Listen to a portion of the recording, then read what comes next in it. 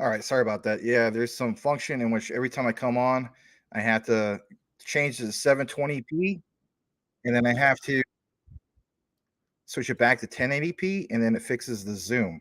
That's why you guys saw me all super close up like that. So, um, yeah, let's go ahead and start this over. So, hello, ladies and gentlemen. As with you always, this is Max doing a live video today on the one, the only QNT. So I hope everyone's doing great in this great world. I know, keep taking that from Rich Common Sense Crypto, but why not? It's going to be a great show. Please smash that like if you haven't done so already. We're going to turn on some banners, some disclaimers, and we're going to welcome, of course, quite a few guys. But, you know, big news in regards to QNT. Today was the day they did the unveiling of Quant going public with Overledger. I should say Quant going public, but Overledger going public. Quant Papa has been freed. Lots of good stuff, right? So we're going to jump in all that as well. We're going to find out what are some of the key things of why XLM is, having a little pump, to say the least. Has to do maybe with Mr. Elon Musk. Yeah, sounds pretty bullish in itself, doesn't it not? And then on top of that, just a tad bit of regards to XRP. We have some Jasmine for you. It's going to be a great show. Let's go ahead and turn some things back on. And on top of that, let's start things off by welcoming a few of you guys.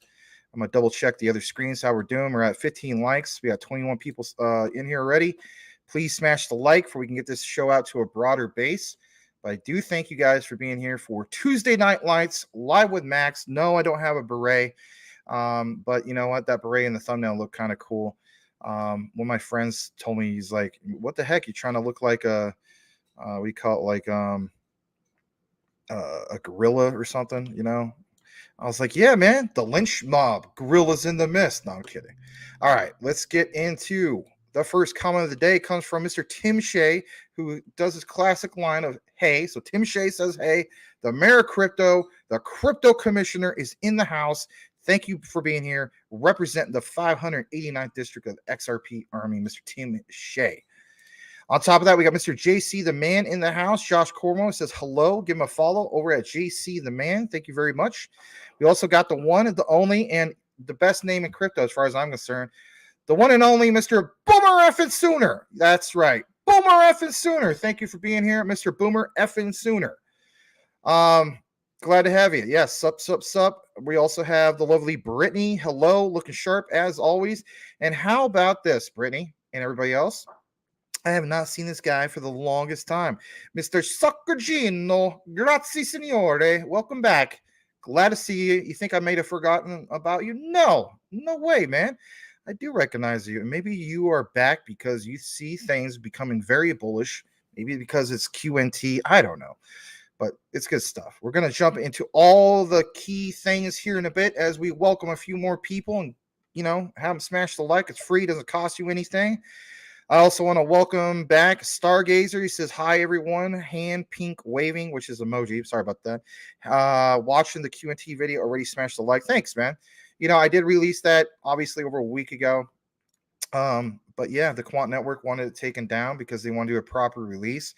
It was the full video, which was featured part of my intro. So I had to take it down. I was like, you know what? Forget this. I'm not going to just, enable a button so it, the video goes from private mode to public. I'm like, I put a lot of hard work in that. I'm just going to re-upload it from scratch. That way YouTube thinks it's a brand new video and do it that way. You know what I mean? Like, why should I get suppressed on my views just because of that? So I'm not complaining too much, as long as people watch it today. Hey, what's the big deal, right? So maybe it'll all work out great, but like Quant Papa has mentioned, I think if anything, even if they wanted it taken down, it's for the greater cause, and I understand that, and I do respect that. At the end of the day, it's not about me getting views or this network getting views. It is simply, letting people know about things when it's the right timing. But whatever the case, views or not, it's very, very bullish. Overledger has gone public. Check it out. Very impressive video. If you're wondering, why was everything so bullish last few days or last week and so on? Everybody talking about Quant. I don't know what the big deal is. You are now finding out what the big deal is, okay? And we also have some new video clips, also from Quant Papa and a few other guys. We're going to talk about some things that you may have not been aware of and we're gonna get into all that in a bit. So smash that like. All right. But yeah, thank you, Stargazer, for doing that. Soccer Genius says you just shared the video to a friend. Thanks. I really appreciate that.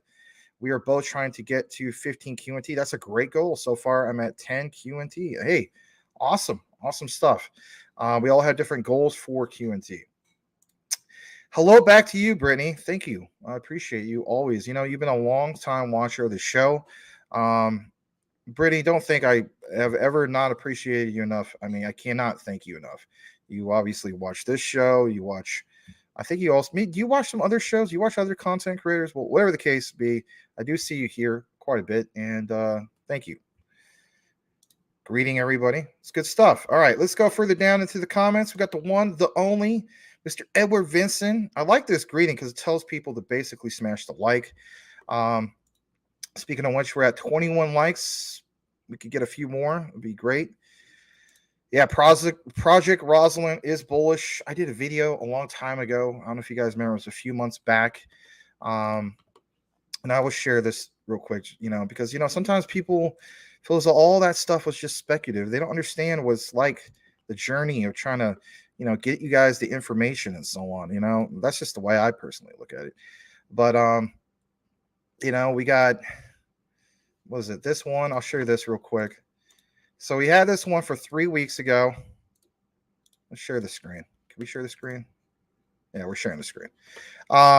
It shows, for instance, the one and only, Augustine from Bank of International Settlements. It was a quick video, right? That one was only, what is that? That one was 6 minutes and 43 seconds. Quant Papa feels as though he got like 100% banned because of the footage at the end of that, of why his YouTube got taken down. I don't know. It's more than coincidence, right? Then, of course, a while back we talked about, for instance, NYIC and MAS announced Project Cedar Phase 2 times Euban plus results. That was big. But many months before all this, okay, we had some other info. And on some of the other info was like Quant and Swift, but I think it was the one I'm going to show you here in a bit. Not this one, Quant Freedom, but oh man, we talked about quite a few of these things in the past. And, of course, there's the Hyperledger update, but let me just bring it to you guys. I believe it shows a ship in the background. I'm sure you guys remember some of this. If you've seen the video, you might want to remind yourself, because it is pretty cool to there it is. There it is. To remind yourself. So we did this video 3 months ago. Project Icebreaker, QNT connection, Bank of International Settlements. This 11-minute video. And, I remember some people in the video, they're like, oh, this is a nothing burger. It's not been 100% confirmed. You're just, supposedly connecting the dots. It's like, nah, give me a break, man. It was more than confirmed. And you now see this officially from the horse's mouth, as the saying goes, from GV and the rest of the guys. So it is a feel-good moment in regards to, doing the research, putting the time in. This other video, I feel as though, is probably going to blast off. Even though it's old, Quant Papa was letting me know some of the older videos were probably going to really take off. So there's the one on the far right that says Maximus presents Vodafone Quant's Overledger's integrated SIM cards. You got to keep in mind, if you've been following what's going on with Verizon, for instance, right? We understand Verizon in the mid 2000s, really big here in the United States. I mean, maybe it's not as big as it used to be. Have that type of attitude when it comes to Vodafone in Europe. You know what I mean? So if you haven't seen some of these things, nothing wrong with, taking a look into them. We're going to get further into the comments. I want to also welcome the one and only Michael Montclair, the great musical talents of Michael Montclair. Thank you for being here. Hey, everyone, bullish as hell. Yep, I am too. On top of that, let's go further down. He has an announcement. This is to Tim, but I'll still read it. Got rid of all your XCN, all back in with Jasmine. What were you thinking? Oh, that's all right. You got to do what you got to do. All right. Boomer says, you hear Ronnie this morning saying Jasmine was boring. Hey, you know what? Sometimes they got to do what they got to do. I mean, those guys are mainly focused on DGen. I have nothing. I don't have anything against Rodney. But a lot of those, they covered some of the DGen stuff for a reason. You know what I mean? There's a crowd, obviously, when it comes to DGen and what needs to be covered in that. What I like about Jasmine is you get a taste of, I guess you could say, that DGen-esque feel to it, like with memes, but you have a solid utility. But teach his own. I mean, you don't like it, you don't like it. It's not financial advice even for him, right? All right, River's in the house. Glad to have you here, River. Soccer Gino wants to let us know that Jasmine will surprise all the haters in the next bull run.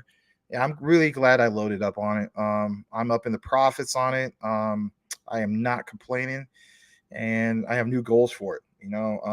There's a few ones out there that I just feel as though like I got to focus on these. Obviously QNT, but Jasmine, I have new goals for that. But QNT, Jasmine, maybe a little bit more XLM. I'm not satisfied with my XDC yet, but I mean, in reality, H bar.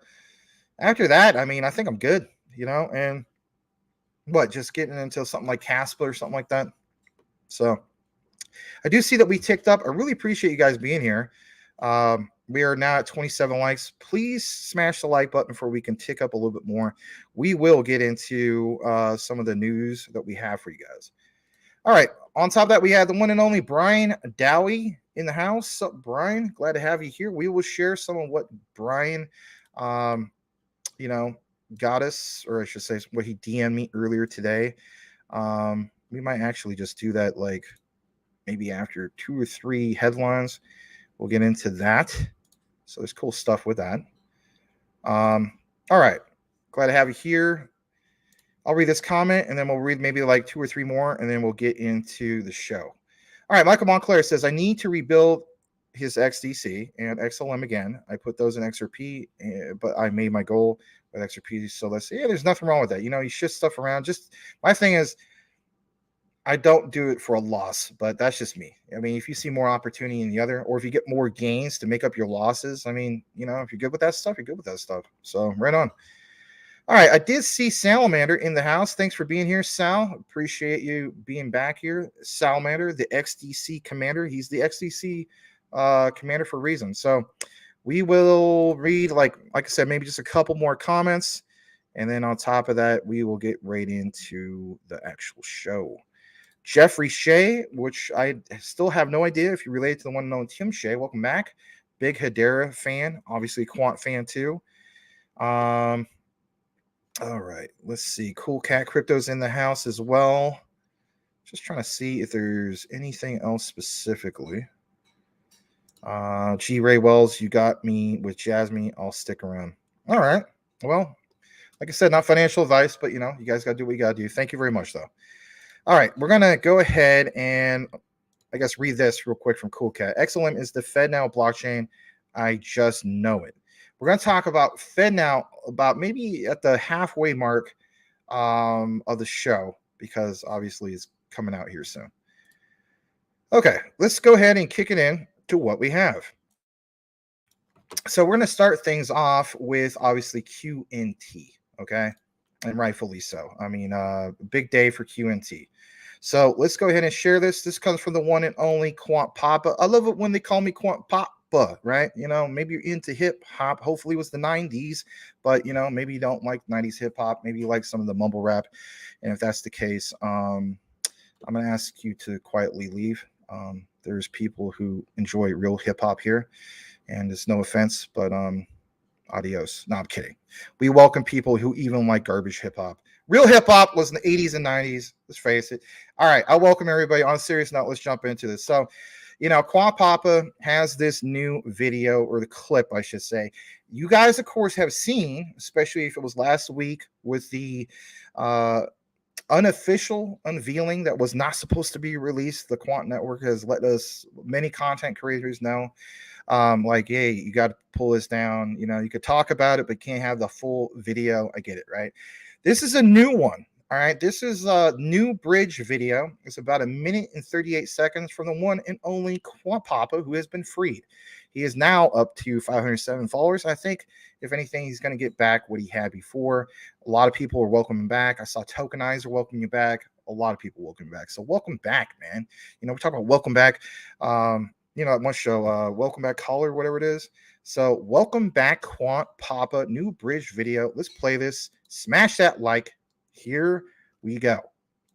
Tokenization is transforming a wide range of assets, from currencies to carbon credits, funds to real estate. But unless these tokens are portable, they are destined to live in walled gardens, unable to reach their full potential. Connecting tokens to other blockchains without the right controls and security leaves your assets vulnerable. And building the right connection is complex, time-consuming, and expensive. Many bridges have poorly coded smart contracts and make use of escrow to lock your tokens until destination ones are minted. Such bridges are often subject to cyber attacks. In contrast, Overledger's bridges provide complete control of tamper-proof smart contracts at both ends, allowing tokens in one blockchain to be transferred for equal tokens in another. Created by experts in cybersecurity, our bridges burn and mint tokens in a single function, using the latest security protocols, removing the need for escrow and keeping your assets safe. Whether it's to trade digital currencies, increase liquidity for alternative assets, or create wider access to tokenized bonds, Overledger allows you to create secure bridges without any coding, quickly and with confidence, delivering interoperability with trust, resilience, and programmability built in. Overledger Platform, the enterprise standard for building on blockchain.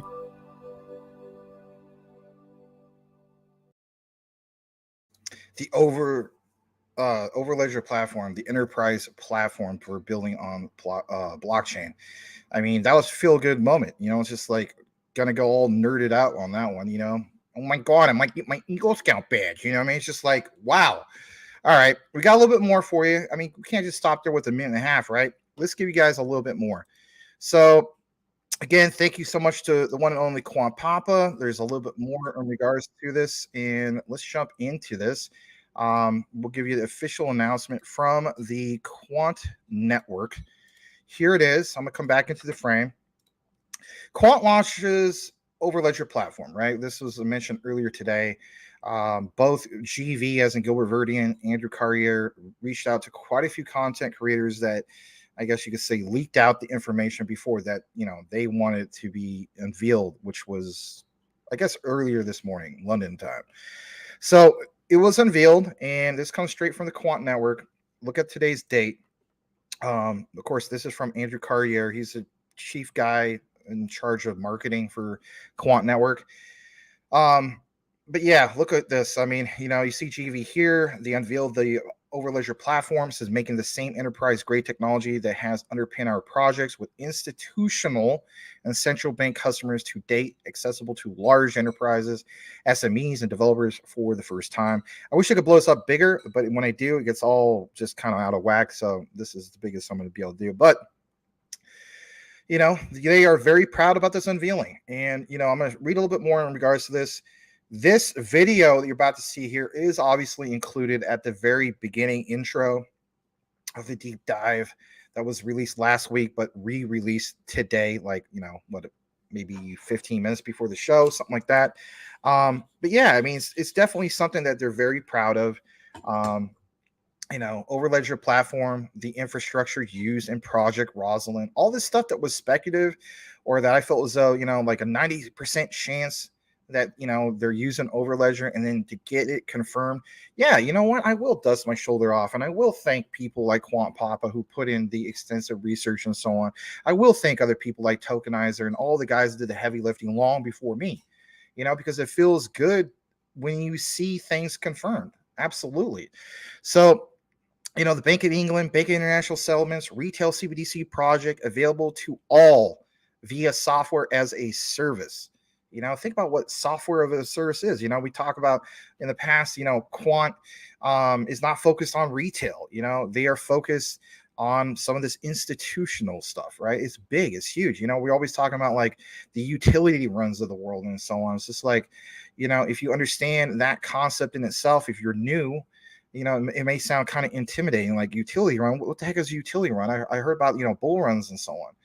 This is where the concept of, for instance, tremendous amounts of market cap being dumped into, blockchain, distributed ledger technologies and so on, because you got the bigger players coming in. We make big deals about this stuff. Bank of International Settlements, Bank of England, BlackRock, was it last week talking about, an ETF application on Coinbase, right? All that is like the hints, if you will, of the institutional money coming in. And the reason why that's such a big deal is because, again, if you were so focused on 3 trillion market cap, or overall market cap, on 11/11/2021, you understand, like, I think it was Summa Fudd who said it, and shout out to him if he's here. It's like you can see like 5, 10, 15 trillion or more come into crypto. That's a big win for crypto. All right, Overledger platform makes the same enterprise-grade technology, the same interoperability core, the same secure smart contracts, by the way, right? QRC 721. That's a big solution to a problem that needs to be solved, So it says, same issuance, secure bridging, atomic settlement, functionality to have the underpin quant projects with institutional and central bank customers to date, accessible to large enterprises, SMEs, and developers for the first time. We talk about some of these things like, that institutional money again coming in and so on.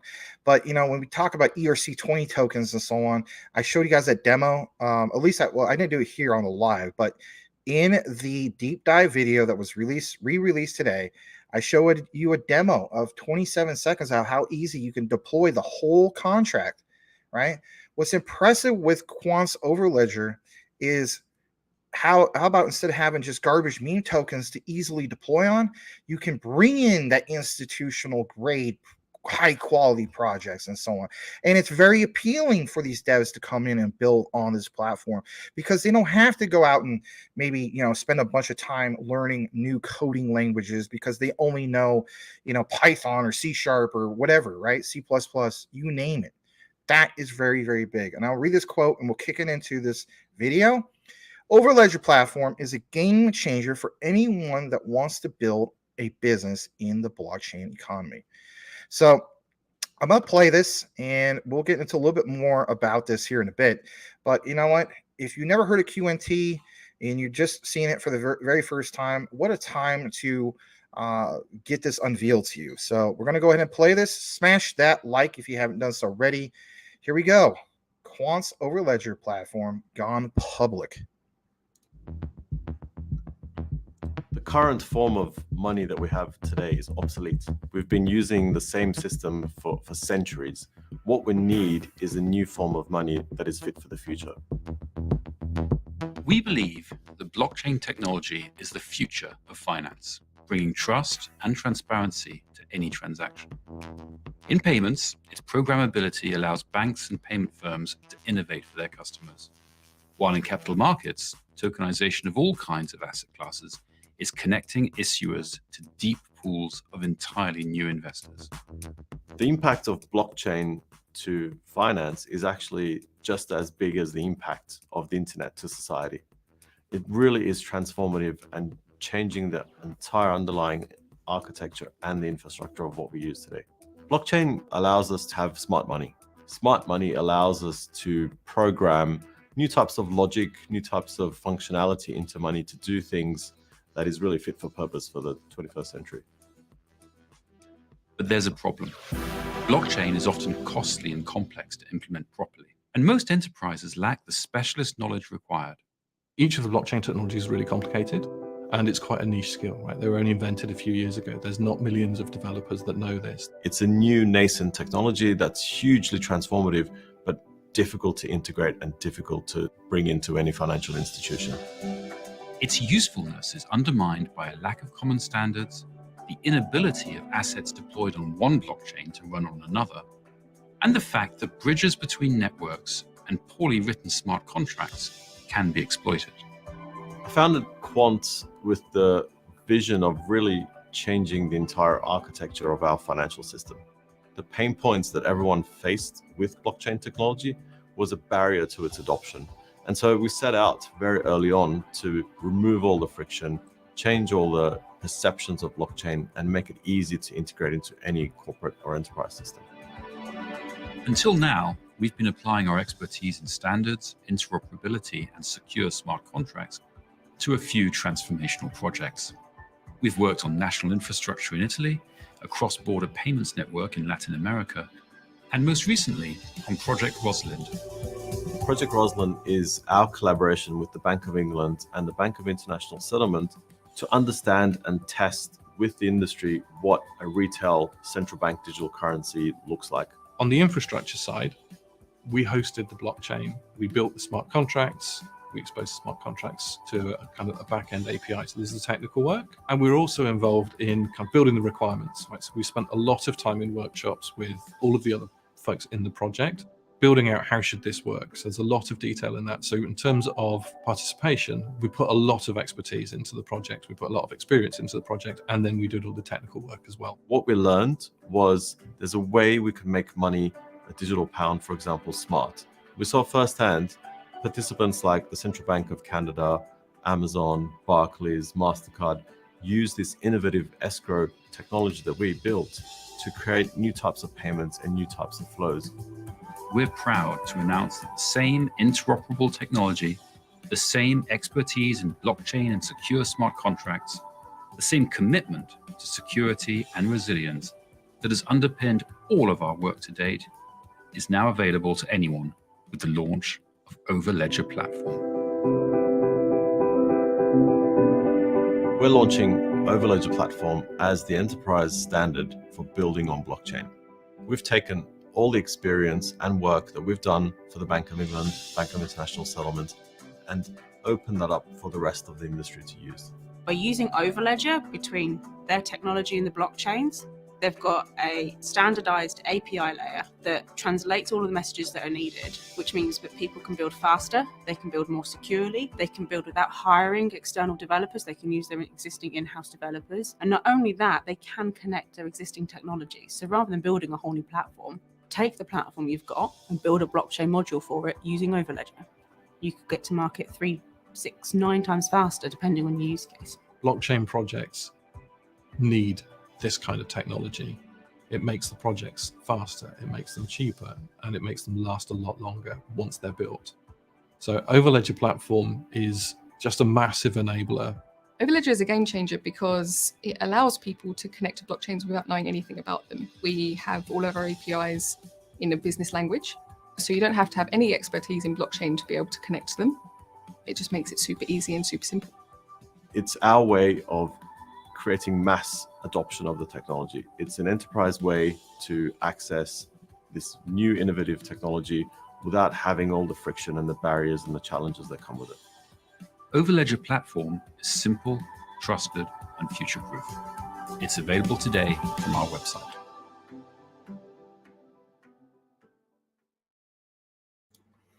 I don't know about you guys, but that gives me chills. I mean, it's literally like, it's just such a feel-good moment, you know? And then if you go into, I would highly advise, there's some key areas to go back into when they show, you know, how easily you can like deploy on certain contracts and you know, some of the things that are mentioned into there, you know? And when we talk about like ecosystems branching out, I mean, I'm just going to call it like, in my opinion, and this is just my opinion, we don't have to be, you know, eye to eye about this, but like when you talk about projects that, you know, you want to see their ecosystem grow and so on, I'm telling you flat out, Overledger is how you can allow not just great projects, but like institutional grade, you know, ecosystem, if you will, and just basically building on that through the likes of Quant's Overledger. It's absolutely huge. We have a lot more Quant for you guys, not to the point where we're just wearing it out, but I mean, come on, this is a big day for QNT. It deserves the respect that I feel as though it needs to have a little focus for today. We obviously have some XLM that deserves some focus today. I have said in the past, well, not the past, but like recent past, as of last week, that what I would try to do instead of just jamming the whole show into one show, like or all the news into one show and do a 5-hour WrestleMania, that just really doesn't make sense. So what I'm trying to do is I'm trying to get better.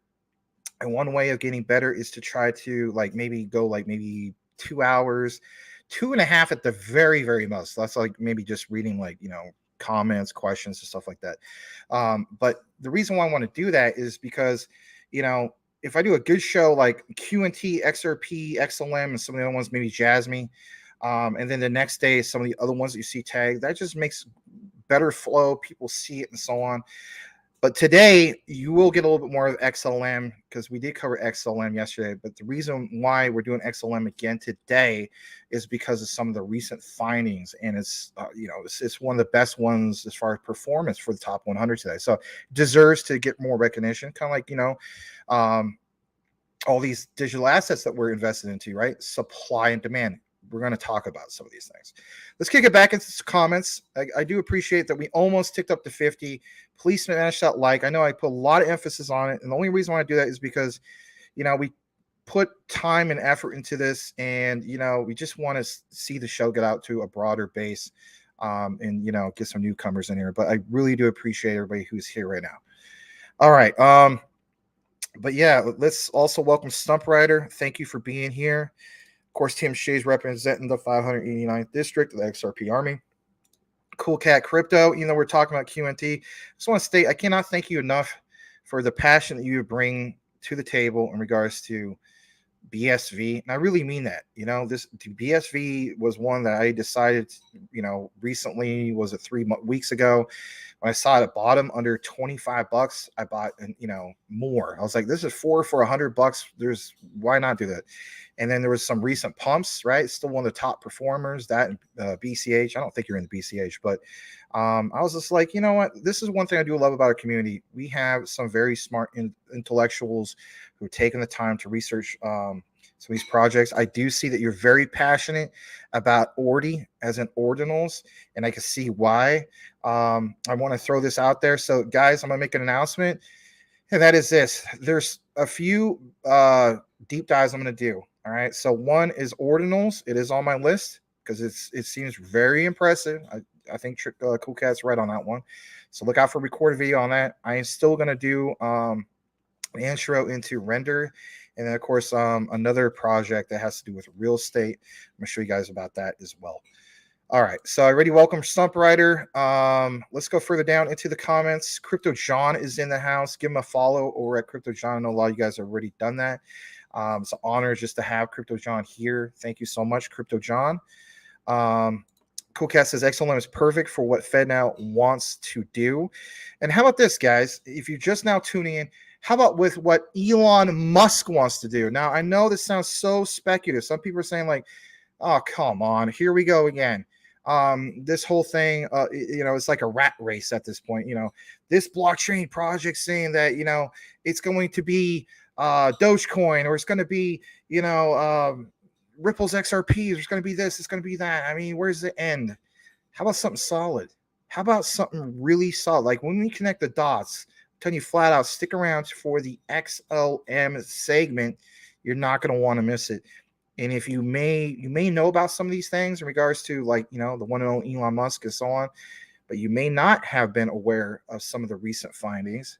And it's really impressive. I'm so glad to share some of the content, other content creators, some of their findings and so on. We're going to jump into that. That's one of the key things you don't want to miss. But anyway, yes, Crypto John looking sharp as always. See, everybody knows who Crypto John is. You don't know who Crypto John is, I don't know what you're doing. I mean, a lot of you guys are in the cast, but a lot of you guys in obviously QNT. He talks about a lot of the same things that we talk about here. So that is really cool. Give him a follow, Crypto John on YouTube, killing it with the videos, killing it on the views. I mean, it's nice having somebody like you in attendance, my friend. Also on top of that, we got Mentalect in the house. Hello, is it Mental Michael we're looking for? Lionel Richie, welcome back. And excellent quant making moves. Yes, they are. Yes, they definitely are. Oh, you don't really watch other shows? That's okay. Well, it's an honor that you even watch ours then, Brittany. Thank you so much. All right. We're going to go further down into a few more comments just to get kind of caught up. I'll double check the other screen, see how we're doing. I'm glad you guys are hitting that little love and 100% thing. That does help actually with the algorithm, believe it or not. It's one way of doing it. All right. We're going to read like maybe 2 more comments and we'll get into a little bit more of what we have. Mr. Lambo's Crypto Talk. Can't say as well as Larry, but he states, and welcome back. You read somewhere that there was an article stating that XLM would be 6,000 plus. That article was taken down. You guys believe that price prediction? I believe that price prediction. I don't know if it was Brian Dowie, but somebody sent me something that was pretty big, and I was like, wow, maybe I can share that. So I'll try to remember this and get into that in a little bit. About a few more QNT today. Even at 106, I mean, still not bad, right? I mean, we're really beating each other up about $6-7 if you're just doing a proper DCA every now and then, right? Or maybe some of you guys do it every 2 weeks. I don't know. Most of us get paid every 2 weeks, right? Some people get paid once a week, once a month. But whatever the case be, are you really making a fuss over $5? Not really. Now, if you're buying, a certain project where you're putting like, 2,000 or more into it, then that would obviously be a big deal, right? All right. Excellent. The $2 soon says Cool Cat Crypto. XXI Gaming is back. Always love this guy here. Thank you so much for being here, XXI. Appreciate you. Menelec says work towards 10 QNT. Yes, I've always said that. As your pocket allows. Yeah, I mean, don't put more into it than you can't. That you can allow yourself as far as your funds. But if you can make that a goal, that is an absolute great goal. All right. We're gonna hold that as a bookmark. We're gonna jump back to what we have. I'm just double checking another screen because I don't want to, dismiss anything. All right, we're gonna jump back to a little bit more of QNT, and of course, you saw some key players there in that regard. Let me actually just refresh this real quick. All right, so we're gonna share this again. Please smash that like. I know you guys probably get tired of me saying that, but it does really help with the YouTube algorithm. All right, so there's just a little bit more in regards to all this from the actual Quant Network site. I will read this because, these are some of the things that we covered. And if you're brand new to this, this is something you might want to pay attention to. So Overledger platform, like it says, establishes a new benchmark for enterprise blockchain, universal interoperability, and ease of use. I mean, at the end of the day, it's like, why would anybody want to jump into something that isn't user friendly? I mean, we can, boast all day that, hey, this is attracting devs from other projects, 3 lines of code, right? But is it really truly user friendly? It looks like it. In that demo, it definitely looks like it, right? So it says it's a low code SaaS, which is software as a service, if you wonder what that means, that allows customers to issue digital money and interoperable assets with just a few clicks. And that is, again, guys, that is so impressive for somebody like myself, because the way I look at it is, we have seen so many garbage projects that are meme token related and they have no use case, no nothing, but it's so easy to deploy them. And, to have the institutional build an institutional ecosystem. I mean, think about how that sounds. That sounds amazing.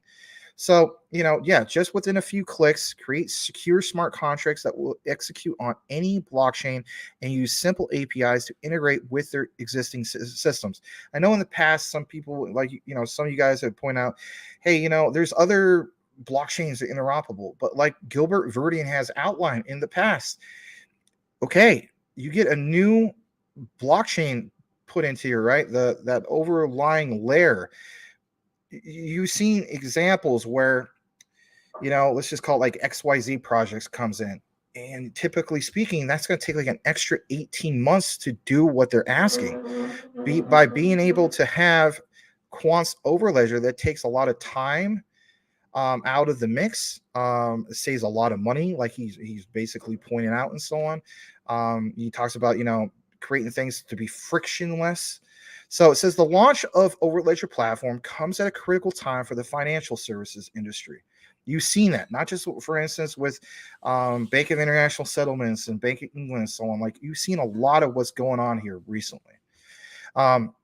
it basically goes on to mention that although the unregulated crypto experiment has failed, which let's face it, it has, blockchain-based infrastructure and systems, regulated tokenized money, and digital assets are still central to innovation. That's why we believe in a lot of this stuff. That's why we can have somebody fudding crypto all day long and just focusing on the negative stuff like FTX and so on.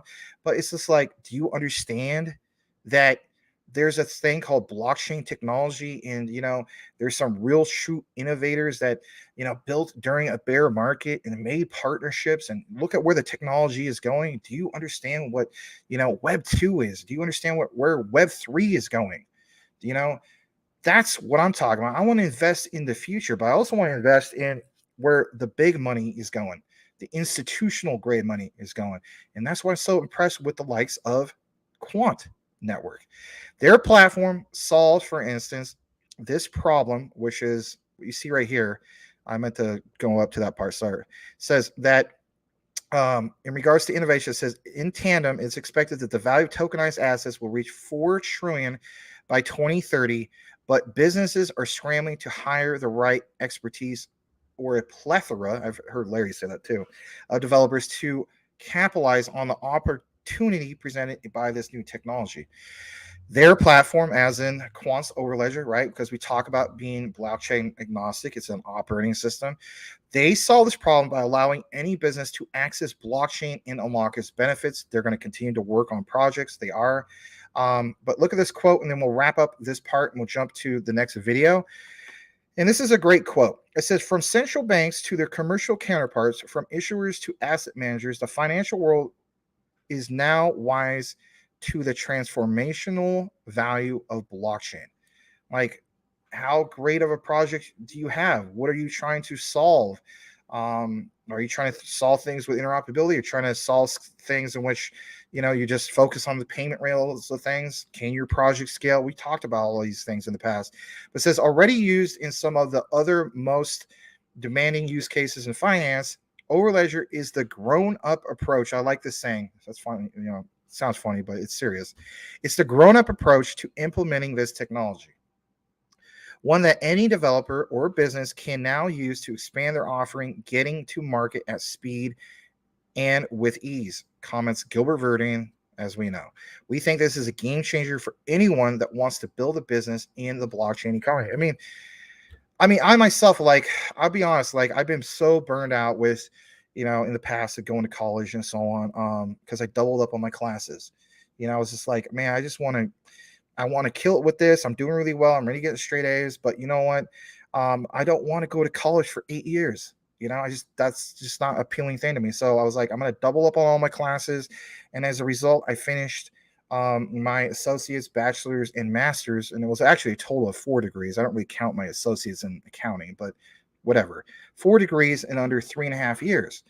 And when I see things like a quant, like also having a technology where you can help projects be able to get more done at a faster pace, it kind of reminds me of, what? I want to learn possibly more about blockchain technology. So for me, and I mentioned this in the past, there's that itch that needs to be scratched to a sense. Like I kind of even want to even just go back to like a community college and learn more about blockchain. Because I find it to be very, very interesting.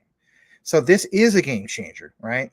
And we're going to get in more into some of these other key things. Okay. So again, let's give a shout out to Quant Papa. I'm going to share this as well.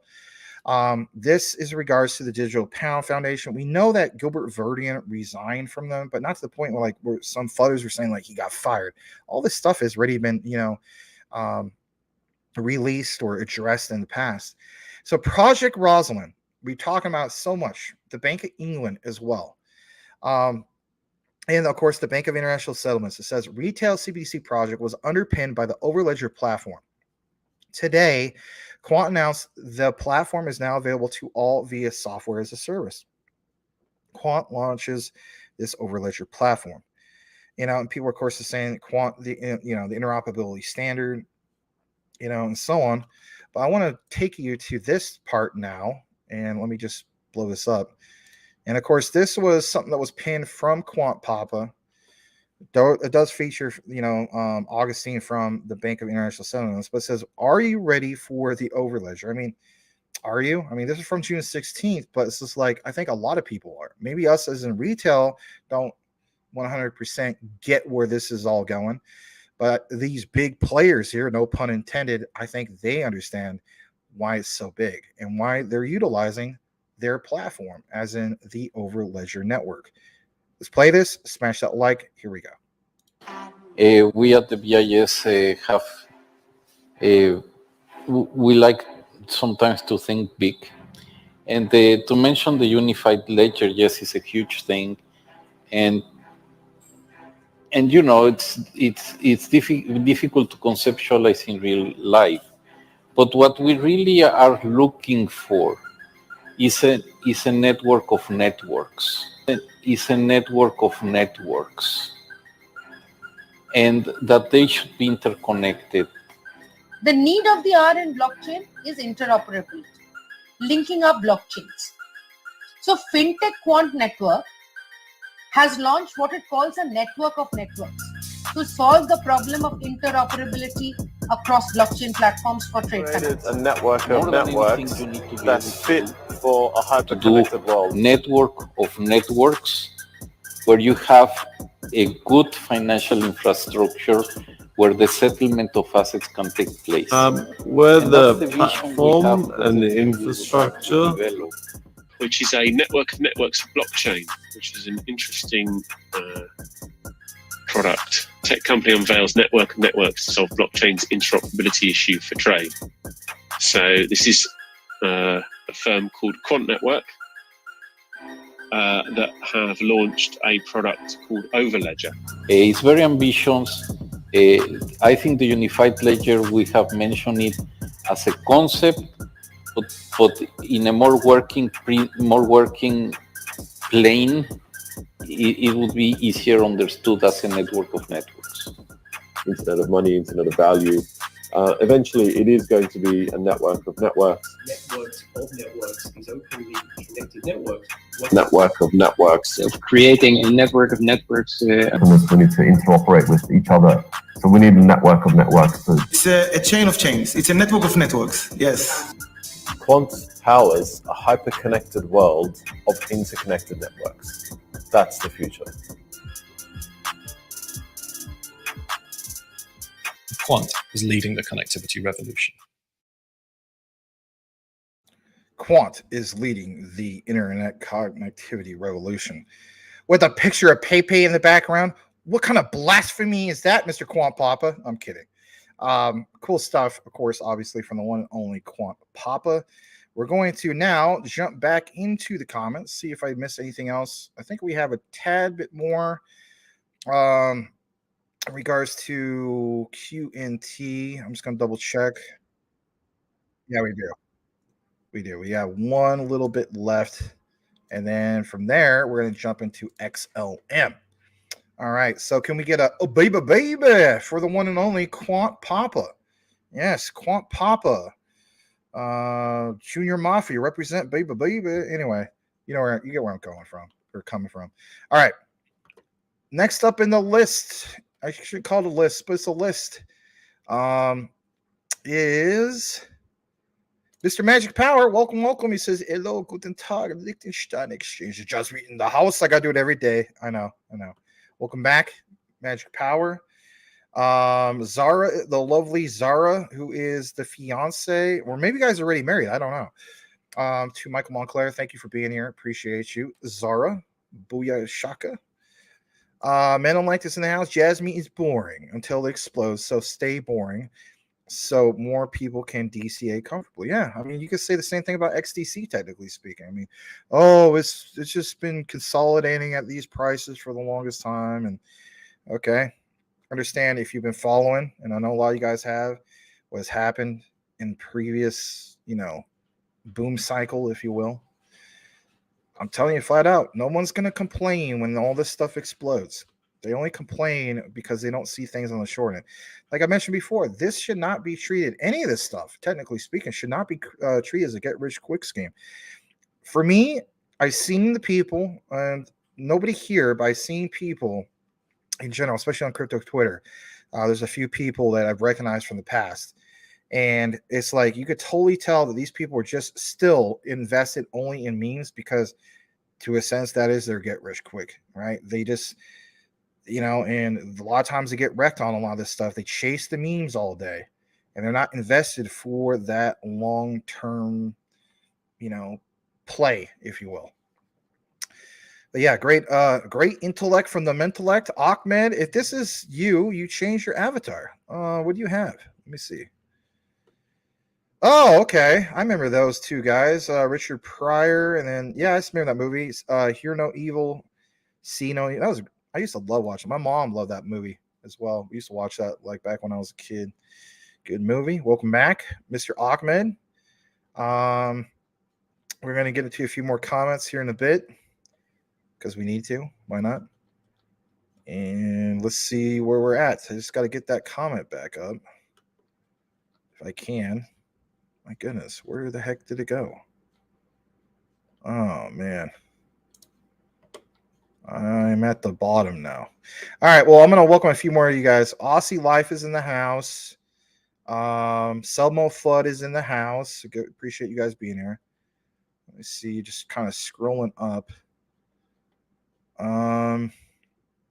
Wayne Side, welcome. Glad to have you here. Blackwood in the house as well. Big Dave, I'll read this for one real quick. He says, "What's up, gentlemen? Max, really enjoyed the in-depth video on QT you released an hour ago. I get excited about hearing things like this. Luckily, I've decided into quant. Well, I'm glad you like it, man. Hopefully you guys, I know that, my deep dives are like very in-depth and sometimes people don't watch the whole thing, but I will state this. This is one deep dive I will request that people do watch from beginning to end, because I do draw this connection to IBM, and there's a key person from IBM that literally mentions, like verbally speaking, the same things that you hear come out of Gilbert Verdian's mouth on a regular basis.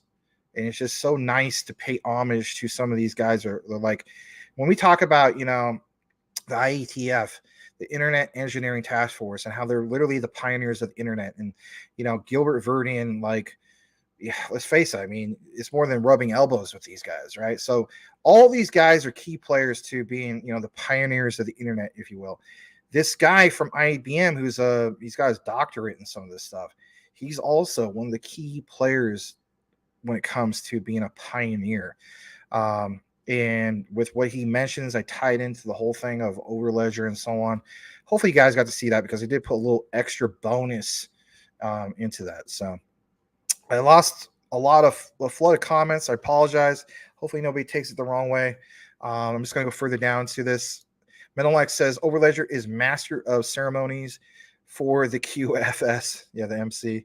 Nice. Summer Flood, thanks Max for the clarity. Oh, you're welcome. Thanks for just being a long time supporter, Summer Flood. Always appreciate you, man. You're posting some pictures, and I said something about, right after 2015, 2016, right? Shout out to your Cleveland Cavaliers, man. First team in NBA history to come back from a 3-1 deficit against a 73-win team. Nobody will ever be able to take that from them. How impressive is that?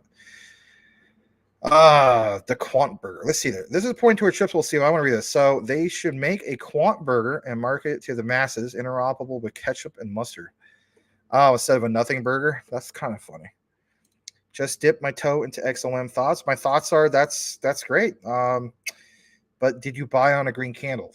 So, I mean, if you did, I guess you did. But anyway, welcome to everybody who just connected. 52 wonderful, beautiful people.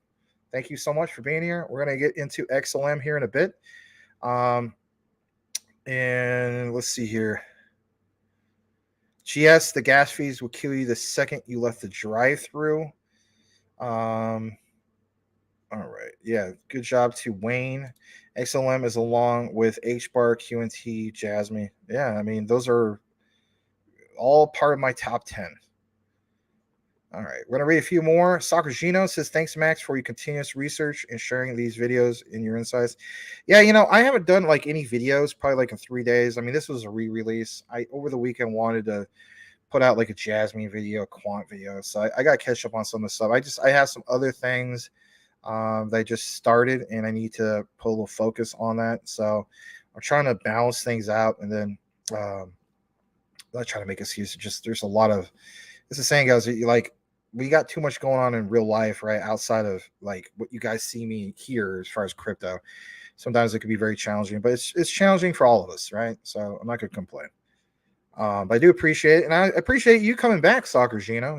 Grazie, signore. All right, G. Ray Wells, welcome. Okay, I already made $1.50 on one QNT purchase. I hear Crypto John speak highly on this project, worth $100 to watch. Man, it's more to it than that. If you were, I don't know how to explain this, man. I'll just try to explain it as quick as I can.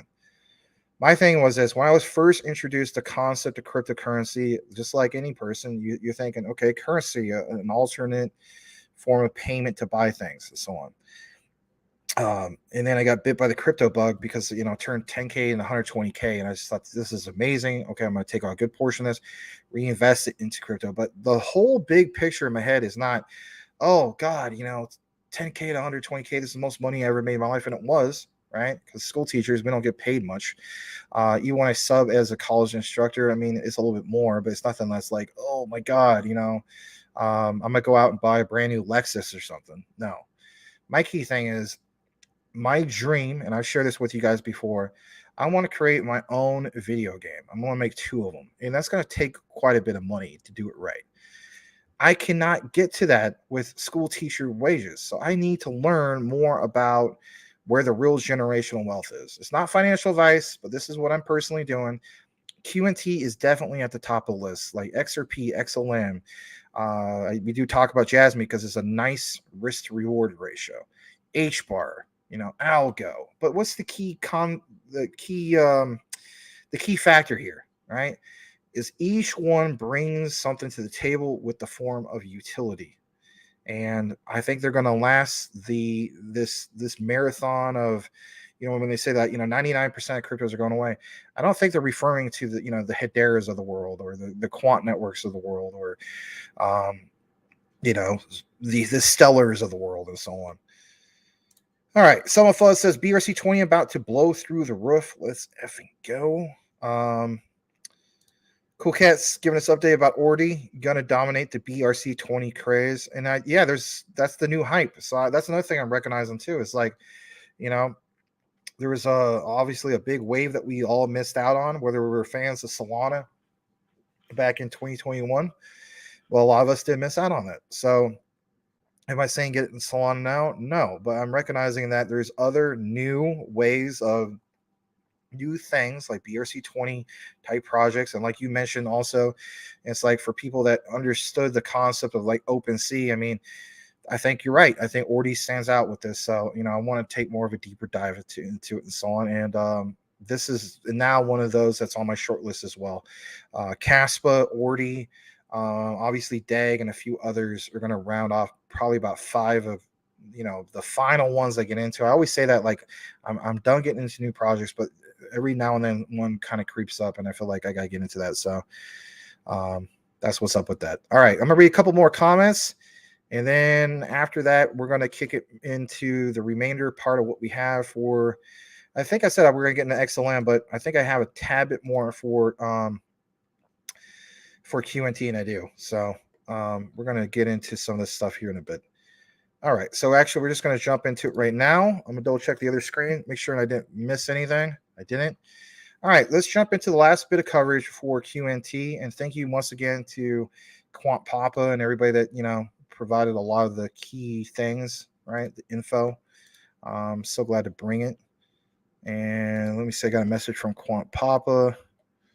I don't know, you're just going to have to give me some clarification, Quant Papa, on some of these things that you DM me, if I can share it or not, because I don't want to obviously get in trouble with either you or the Quant Network. All right. So, all right, let's see here. Let's go ahead and share the last part about QNT. And again, this is from Quant Papa. Oh, that was the one we shared earlier. I'm sorry. So let's share this the right way. This actually doesn't come from Quant Papa. This comes from constructiontrader.e. Quant Papa, you may very well have a clip on this, but I didn't see it. So this was originally reported, I think, 2 days ago. QNT with Project Rosalind is enabling retail CBDC payments, which is a game changer for merchants, as this will provide instant payment settlements for the vendors. Some of you guys seen this clip, some of you haven't, but nonetheless, it was very impressive. And after this, we will jump into XLM. But I just thought this would definitely be a good thing to round things off for quant coverage of the night. So smash that like. We promise to get into some other coverage, not just quant, but definitely there's some big things that happen today for QNT. Here we go.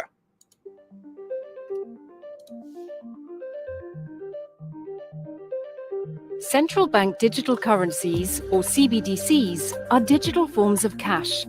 Many central banks are exploring the use of CBDCs to buy goods and services in shops and online.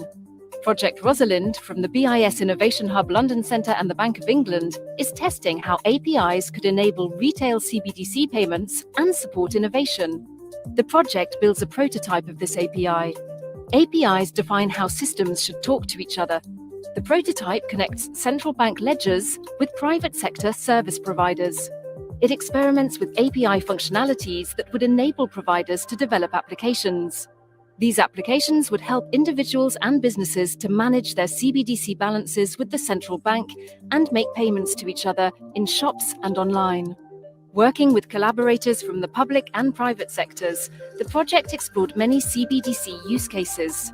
Some use cases tested integration with existing payment systems, some tried new ways to make payments, and some tested applications with emerging technology. The project explored how the API prototype could support private sector programmability. For example, after placing an order, a customer could agree to put away a certain amount of CBDCs so that a merchant could have certainty that the customer will be able to pay. Programmability could also allow payments to be triggered when agreed conditions are met, so that consumers would only be charged when their orders are delivered. The project also tested a privacy model that would not give the central bank access to users' personal data. The Rosalind experiment shows that the API prototype could support many different use cases and could work with different central bank ledger technologies. It could connect the central bank, service providers, individuals, and businesses to create an ecosystem. New ways to make payments could be added as the ecosystem continues to innovate.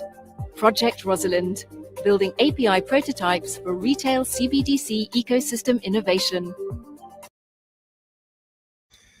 So the main reason why I want to show you guys that, it doesn't mention quant, but obviously we have confirmation that, quant was directly working with the Bank of International Settlements and so on.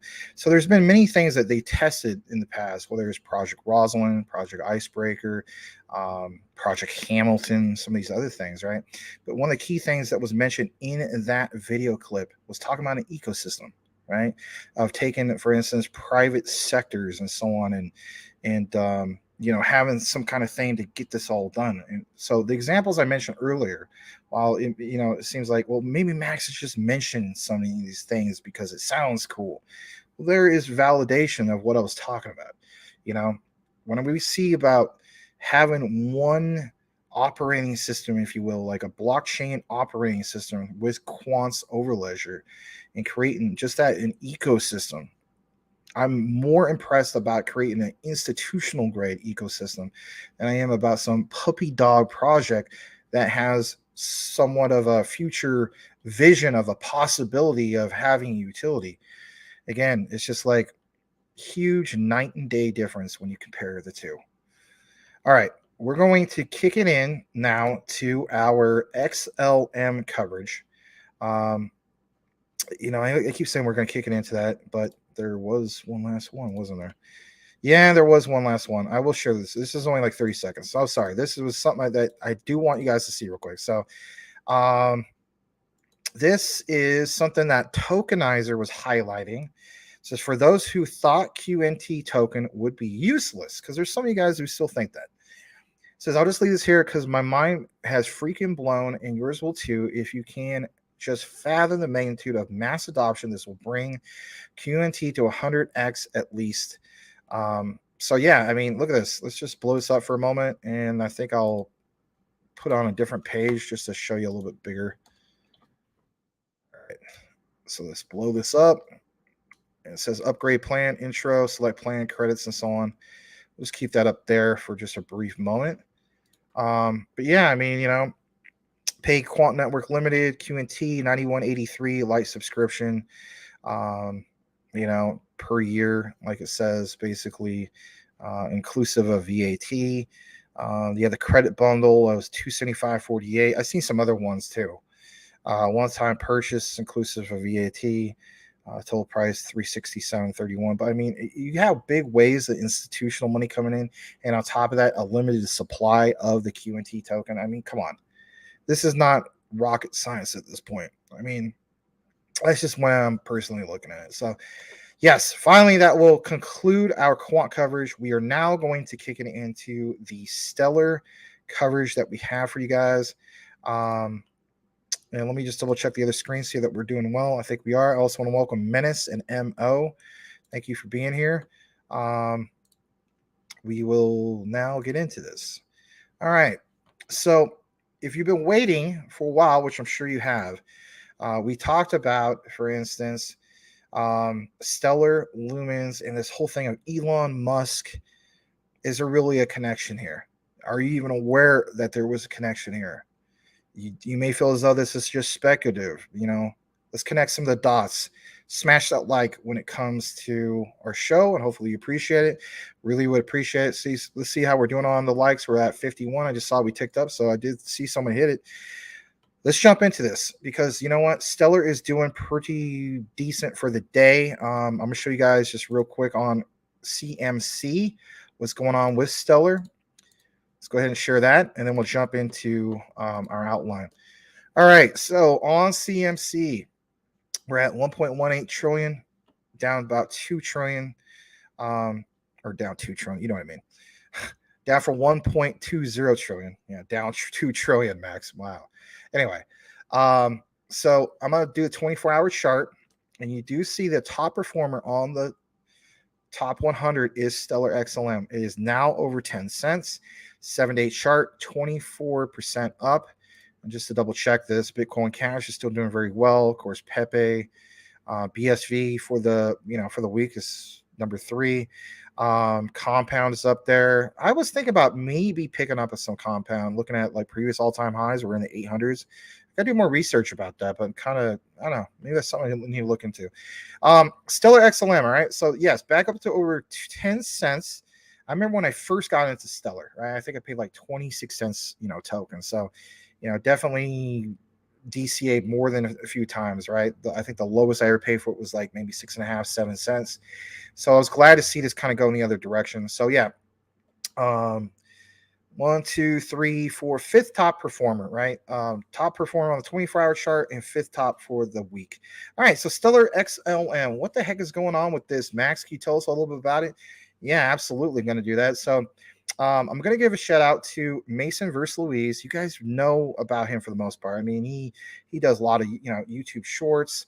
He does TikTok. He's killing it as far as explaining distributed ledger technologies, whether it is Stellar, you name it, right? So give him a follow if you haven't done so already. So I can't take all the credit here, but I give credit where credit's due. He says the Elon Musk plus Stellar XLM connection. Were you aware of this? And if you weren't, we're going to have a great outline for this. But he states Jeb McCaleb, founder of Stellar and co-founder of Ripple, has a new company called Vast. And that is one of the key things that we want to explain and get into. So Vast is partnered with SpaceX. You may not have known that. To launch the world's first private space station no earlier than, listen to this, guys, August of 2025. That is bullish in itself. We're always focusing on 2025 for crypto. Why not focus on some of these things? All right. So a space station, August 2025 on a SpaceX Falcon 9 rocket. Some of the negative stuff, I hate to throw this out there, but I mean, was it last April? We saw a Falcon 9 rocket, explode, unfortunately. Thank God nobody was on it. But let's blow this up. Jed McCaleb, you should know about him by now. I mean, if you're new to this, you don't know about it. That's okay. Founder and CEO, Jed is a software engineer, entrepreneur, and philanthropist. He is renowned for founding Vast, obviously Stellar, the Esther Institute, he's part of Ripple, and the eDonkey Network, right? A little bit more in regards to all this. SpaceX launch partnership. SpaceX Falcon 9 will launch both the Haven 1 space station and the Vast 1 human space flight missions. All right, so all sounds good, but what about the whole Stellar connection? Let's jump into a little bit about this. So let's take you to this, and I'm actually going to show you the video.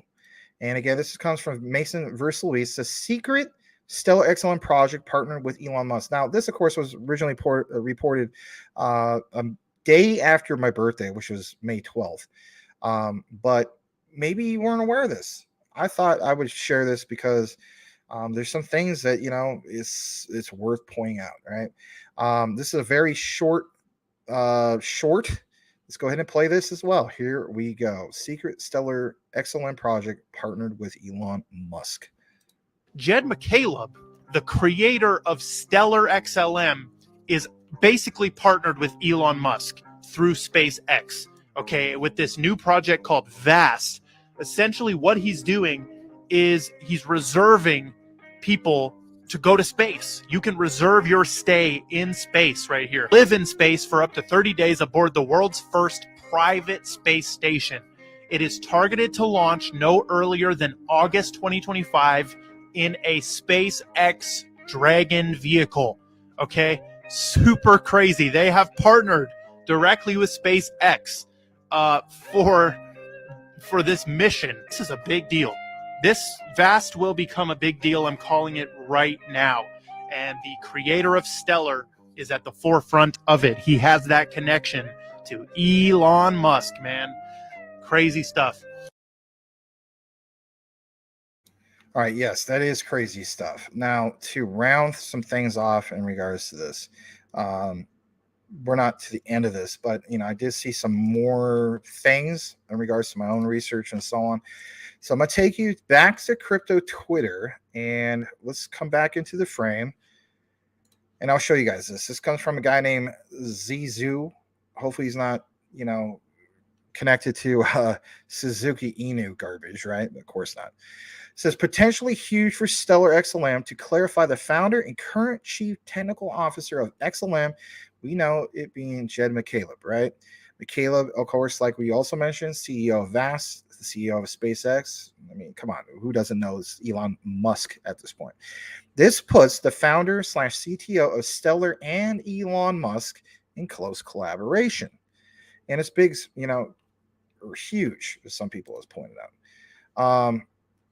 So I want to get into this for just a brief moment, a little bit more. I'm going to share this, and this comes straight from VAST. Let me pause this for a second. All right. Yeah, so you guys definitely see it. And this, again, was reported all the way back on May 10th, but it's, again, worth noting, right? So announcing the Haven 1 and Vast 1 missions to low Earth orbit launched by SpaceX. Haven 1 is scheduled to be the world's first commercial space station and will be visited by a crew of about 4 aboard a Dragon spacecraft during Vast 1.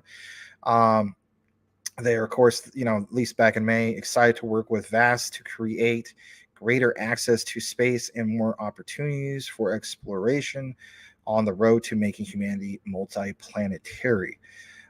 That's big stuff, you know. I mean, like it shows right here, SpaceX, let's make this happen. You know, some people are already talking about, you know, hey man, Jed McCaleb, Stellar XLM. Again, I mean, it's all about connecting the dots. So I don't even know if I need to really play this video. Yeah, it doesn't really show anything specific, but it just shows it out in space. But I just thought that was pretty darn cool to show you guys some of the findings in regards to this. Now, to round it off on the XLM coverage, I'm going to show why, you know, this is worth paying attention to. So I'm going to introduce this lady. You may be following her. I don't know. We've never shared her content. But I am going to give her at least a like here. Her name is Molly Elmore. 7 months ago, she was talking about this. Will Elon Musk X.com app use Stellar XLM for payments. I've gone ahead and fast forwarded to some of the key parts. We're going to play maybe about 6 minutes or so of this. Then we'll kick it back into the comments. But we're not going to play this whole thing because it's 46 minutes. But if anything, I'll give you a little intro. You might want to watch this. Pretty cool stuff. Smash that like. Here we go. All right. Today we're going to talk about whether or not Elon Musk is going to integrate XLM into Twitter for interplanetary payments. We're also going to talk about XRP, but my research, what I've uncovered is there's a lot more connections between Elon Musk and XLM than there are with XRP. But let's sort of see what we find. All right. I'm trying to figure out something that I have no way of knowing for sure. And essentially whether or not any of these digital assets that we know are going to be used for intergalactic payments, which seems silly to say that out loud, but we're going to go there. We're going to find out if the goal here is to create some kind of monetary system for use outside of the Earth, which, very much beyond the realm of what any of us sort of are experiencing in day to day. But there's a whole bunch of evidence pointing to that being the plan. All right, let's figure out what we know so far. All right, Elon Musk publicly stated that his goal is to create a super app, kind of like Chinese WeChat, called X.com, where it would be kind of like the Amazon of social media, where you could pretty much buy stuff.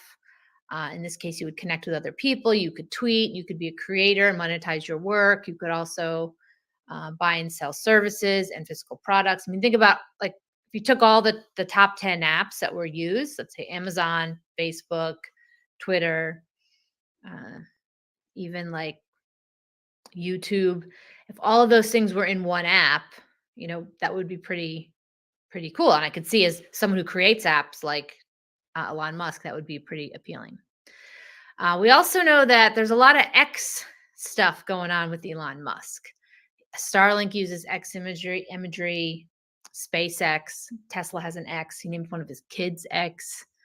He likes X.com. Then we kind of connect this to XLP and XLM. Now, there could just be letters. Like a lot of the things that we are going to look at today could very well be simply like coincidences. So I can't say any of these connections mean anything. But as a statistician, I like to look at probabilities. And what is the probability that all of these things that sort of point to connections are completely unrelated? Statistically, like there's just too many things connected for there to be no relationship between these people and these various projects. All right, Elon Musk and Jed McCaleb have quite a few connections. We're going to talk about Elon Musk's cousin, Russ Reeve, or Rive, I don't know how to say it. Their participation in effective altruism and Miri and OpenAI. There's also a law firm that represents both of them. Might be nothing, might be something. David Schwartz loves to make these planetary references. Again, does this fit into something?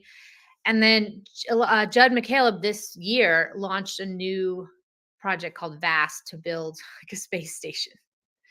All right, so David Schwartz is so fun to watch.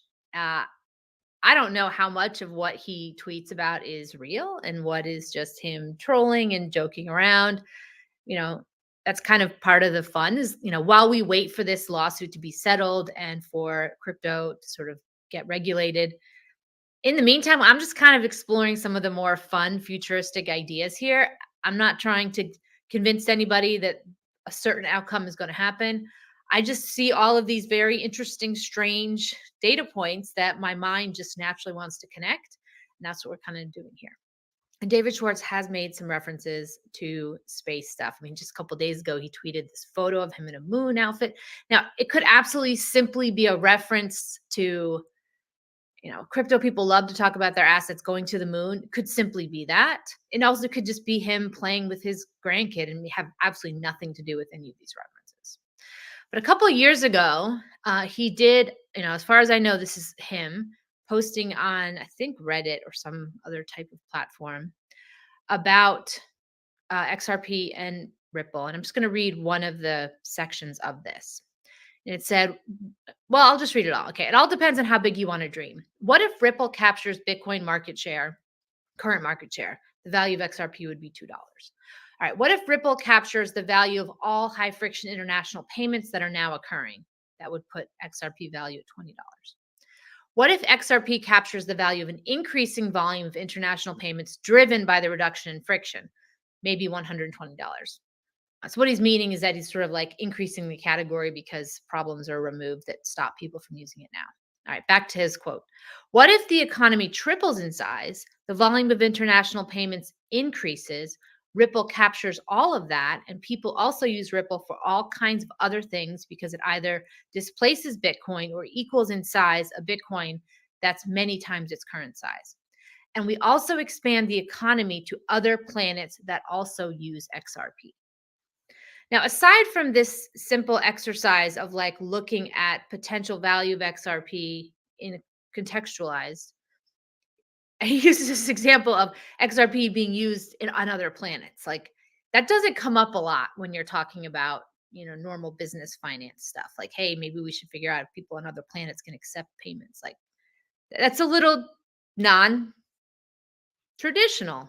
That's not what normally is discussed in these world of financing. So it just kind of makes this fun and interesting. And that's what we're kind of here to dig into.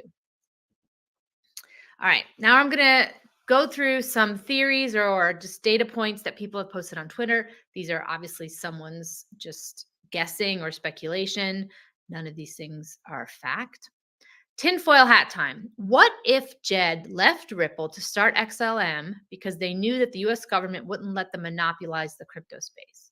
What if Jed is working with Elon and they are really putting nodes on low orbit satellites around the world? What if Ripple and Stellar? And so I just took that because it just sort of connects that there's a lot of data points putting Elon and Jed McCaleb in the same place at the same time.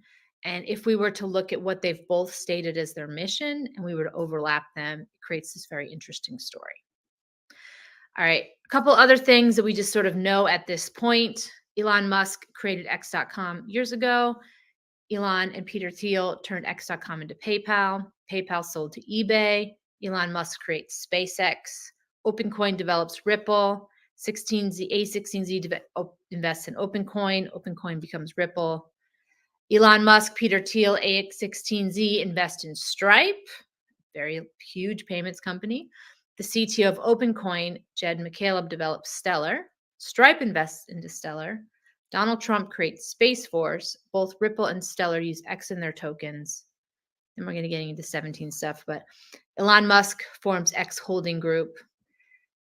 So there's just a lot of connections that we're going to be digging into here. I have quite a few visuals.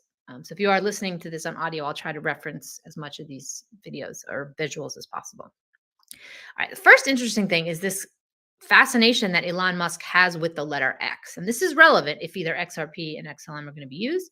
Might simply be coincidence, but he's got a thing for X. New York Times even wrote an article about that. He has Starlink. Now, if you look at the logo of Starlink, there's a giant X. You look at SpaceX, again, there's a giant X. And then this was interesting. 10 years ago, back in 2013, CNN Business ran an article about PayPal to launch interplanetary payment system. This was 10 years ago. And PayPal also was at a trade show where they were talking about their quest for intergalactic currency, again, in 2013. One of the sort of quotes from the article, Earthbound financial transactions service PayPal launched a quest for an intergalactic currency, saying it is time to figure out what space travelers will use as cash. The time has now come for us to start planning for the future, a future where we aren't just talking about global payments, said PayPal President David Marcus. We are expanding our vision off Earth into space. Now, being that I'm somebody who's never been to space and I don't really hang out with people who go to space, I don't know what you would buy in space. I don't know how commerce would work in space. Like this seems a little like kooky to be talking about this, but 10 years ago, PayPal had press releases, and events that covered by the mainstream press talking about this stuff. So it's not beyond the realm of possibility that this is real and that this is something they're actually investing in and may happen in our lifetime, which would be crazy and cool at the same time. All right, so after Twitter filed for paperwork to enter the payments business. So if you think about Elon's history, he's got kind of a couple areas that he focuses on, right? Payments, which is what PayPal is. AI stuff, which is what Neuralink is. SpaceX. Tesla, which is now getting into the AI business. So SpaceX is space travel. Neuralink, which is also sort of AI stuff. Boring Company, which we'll talk about, a separate thing. He's got a whole bunch of different areas. And if you try to think about, like, are these just random things that he's interested in, or are they all connected in some way? It's kind of a good question. So it's not beyond the realm of possibility that Twitter will be connected to payments. He obviously filed for paperwork already. What does this have to do with Jed? All right, Jed is also getting into the space business. This past summer, he launched VAST, which is, its goal is to build a space station that humans can inhabit, which is pretty cool. I think it's going to be a while. I did another video about this in depth, and he's hired a whole lot of NASA people. There's a pretty big team there actually working on it at this point. So it looks like it's, they have funding. They're doing something. They're working on some, I think, zero gravity simulation type things because, it's, I think, difficult for humans to live outside of the atmosphere. All right. I think some of these got out of order, but still, we're looking at all these data points. Now we're going to talk about the role that Stripe plays in connecting these dots. All right. When Stripe was founded, there were some initial fundraising. Sequoia Capital invested in Stripe's seed round. The angel investor for Stripe were listed as Elon Musk and Peter Thiel. So now we have connections between Elon Musk and Stripe. Stripe is also, I'm not sure what this was for. I think this was for something that was in here. Stripe is very connected to Ripple and Stellar as well. Early on in Ripple's growth, I think Stripe was potentially going to be a buyer or an investor. And that, I don't think that ended up happening because when Jed McCaleb left Ripple, he kind of took the Stripe relationship with him, from what I know. All right, so Patrick Collison, I think you say it. He is one of the heads of Stripe. And he said in a tweet back in 2018, 4 years ago, Stripe, in the past 4 years, Stripe has said very little about Stellar in public and has not sold a single lumen. Line in questions, we'd like to see substantive, i.e. non-speculative usage grow. So Stripe has a whole lot of XLM. Stripe has a relationship with Elon Musk. Stripe has a relationship with Jed McCaleb. That's one of the common threads. Stripe considered working with Jed McCaleb when Stripe attempted to buy Ripple Labs. This is what I just mentioned a second ago. After that deal fell through and McCaleb left Ripple, Stripe gave $3 million to the Stellar Development Foundation in exchange for 2 billion lumens. Any net profits from the sale of Stripe's lumens would be returned to SDF. But he just said they haven't sold any. So that's an interesting thing, that they have a whole bunch of XLM. And there's another interesting data point that there's an attorney, Gross and Belsky, attorneys at law. Strangely, they list out on a website a bunch of their clients, which it's not always that common for that to do. And Elon Musk is a client, as is Jed McCaleb. And interestingly, Brock Pierce, who, if you watched my video about Tether, was one of the founders of Tether. And I'm still working on video number 2 about Tether because I still haven't figured out who is really the big money behind Tether yet. But this is interesting that we now have this law firm that represents. Okay. Sorry about that, guys. We went a little bit longer than I said. I said 5 or 6 minutes. It was interesting. She just kept going into it, and I was just like, it wasn't like we were, taking a nosedive off the cliff, losing people. So I am going to link you guys up if you want to see the full version of this. And it's in the comments. I just dropped it right now for your own reference. Going to get back into the comments because I definitely need to do so because I'm way behind. And let's just turn on a few more things. Please give me a follow over at DPG Maximus right here on Twitter, and I'm pretty good about responding. And let's see, there's quite a few comments, so let's get into it. All right. Yeah, I am going to do that. I think it's pretty solid, to be honest. You seem like you find some solid things. So I could credit where credit's due. Boom. All right, Kat says, "Hi, enjoy the updates." Hey, thanks. Consider, I don't know if you're a female, Kat, but this guy right here, why must he be cool like that? Why must the cat chase the cool cat? Nothing but, well, maybe the cat in you. I don't know. Bad rhyme. Can't rhyme as good as Selmo Fudd, the king of rhymes. Anyway, the top performer will be Ordy Cool Cat Crypto. On a serious note, Cat, consider changing your avatar to something that speaks more about who you are, what you're about. Be kind of cool to see a couple cats in the chat, right? Anyway, welcome, Cat. Cool, not Cool Cat Crypto. Not Triple C. Jeez. Tim Shea, did any of you see where these ETFs for Bitcoin don't necessarily have to be BTC? Could be BCH, could be BS. Ooh, I didn't see. That's a good catch. That would be nice. That would be very nice. I did not catch that. Thank you, Tim, for pointing that out, man. Right on. That's great. I am all for that. I am definitely all for that. All right. Yeah, that's another thing, Cool Cat, in regards to ordinals, right? Ordy. I like the low supply. That's great, man. Yeah, he does. I get credit where credit's due. I mean, he's been talking about a lot of stuff for over a year. I mean, obviously not ordinals, but it's definitely worth looking into. Follow me. Hey, man, glad to see that you came from the recorded to the live. I always appreciate you. You're like, he always says one thing about, for the algorithm or something like that. So thanks, man. Cheers back to you. Don't have anything left in here, but cheers. All right. Let's go further down.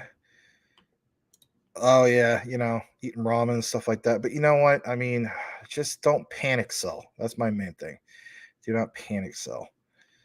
All right, let's go further down into some more of the comments. Soccer Gino says Bitcoin Cash is pumped hard. It did. It was over 125%, I think. Do you know why I hesitate to buy at 177 Canadian? Now it's at, I honestly don't know why. I'm not personally invested into BCH. I'm not beating myself up for not getting into it. I'm more into BSV, but I don't know. Maybe we can look more into that, obviously. But I don't know. Maybe I could just pull it up real quick. Why did BCH pump? BCH news. Let's see.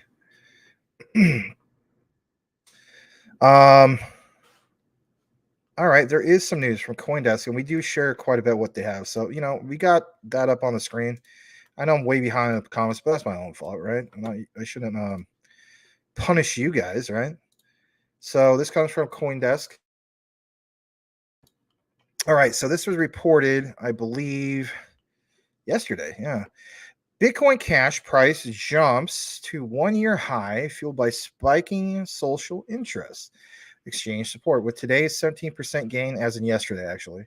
BCH has now more than doubled in the week since it was listed on EDX Markets, a new crypto exchange backed by financial heavyweights. That's cool stuff. Oh, they got a video on it. All right, it's only 2 minutes. You know what? Bonus feature just for the one and only Soccer Gino. Welcome back, Soccer Gino. Let's go ahead and play this.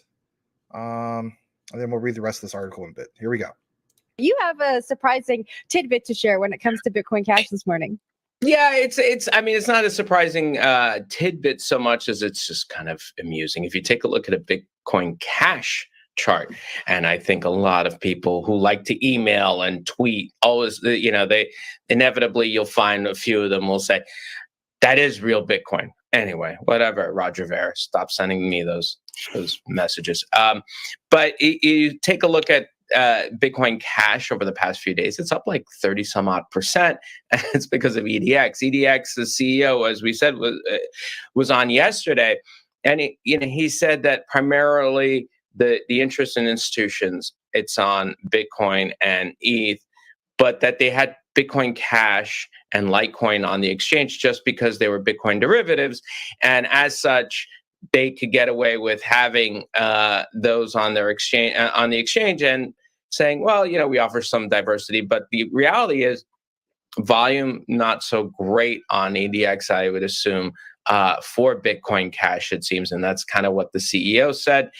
But Bitcoin Cash fans will look for anything to cheer them up, and any kind of institutional acknowledgement, being noticed. It's like I guess it's like getting asked out, and if you've been a wallflower, like if you're a supermodel and you get asked out, oh, of course, yeah, another person. But if you're like a wallflower, the same person is like, oh my God, this is great.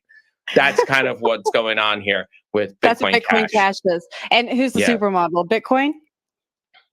Dogecoin. Doge. Okay, Doge would be the supermodel in this analogy. All right, Lawrence, we'll leave that there and see. We'll wait and see if there's any action on Monday. You have a surprising. Jeez. That was something else, right? All right, hold on a second. Oh my gosh. Let me pause that because it keeps playing. All right, there we go. That was crazy. Yeah, he did seem like he was a little bit drunk, right? Anyway, maybe he's celebrating, because he's like, man, he just bathed himself in champagne or something. Who knows? Anyway, here it is. I'll come back in the frame. A little bit more to it than just what was posted or shared in the video. Yeah, it did rally to more than 100% last week. I think I saw as high as 125, percent. The token's price rose 17% in the last 24 hours to as much as 226.44. The highest since May of 2022. I mean, give credit where credit's due, right? Anyway, CoinDesk Bitcoin Cash Price Index, which tracks the token's price on multiple exchange venues, is now higher by 111% over the last week. BCH has been benefiting from the launch of EDX markets. Remember, kind of like a little bit of what Tim Shea, who does a lot more than just say hey, obviously, right? Alongside rising trading volumes and social media interests. According to crypto research firm. I mean, let's just be honest about some of this, guys. I mean, some people will they'll ape into this stuff just because it says Bitcoin Cash. They don't know nothing about it. Bitcoin Cash. Oh, I'm in that. In reality, I guess some people might even do it with, BSV to a sense, right? So to teach his own. I'm not complaining about it. I mean, am I going to complain about the price of some of my digital assets, going up real high? No. I might complain on it from the perspective that I didn't buy more of it, right? It says backed by traditional finance heavyweights Fidelity. We talked about this. Charles Schwab. Charles, I'm still bitter about Charles Schwab. Anyway, and Citadel Securities, EDX markets open trading last Tuesday, supporting BCH along with BTC, Ethereum, and even Litecoin Lisa. The sudden price move has attracted retail trader attention. And again, back to what I was saying, retail trader attention, social media. Put the two together, and what do you get? You get two things, FOMO and aping, which is basically the same thing. So that's about it in regards to that. Glad to share it with you guys. Shout out to Soccergino. Grazie, signore. We will kick it back to the comments. All right. We're going to get into something specific. Patrick Collier, thank you for gifting a membership to who was it got gifted? Patrick Collier gifted you a membership. Oh, to Aussie. That's awesome. Aussie, Aussie Life is a really great supporter on crypto Twitter of our content. I can't think of enough, especially when it comes to I would definitely say Jasmine videos. I think you share some QNT, maybe a little bit of the XLM.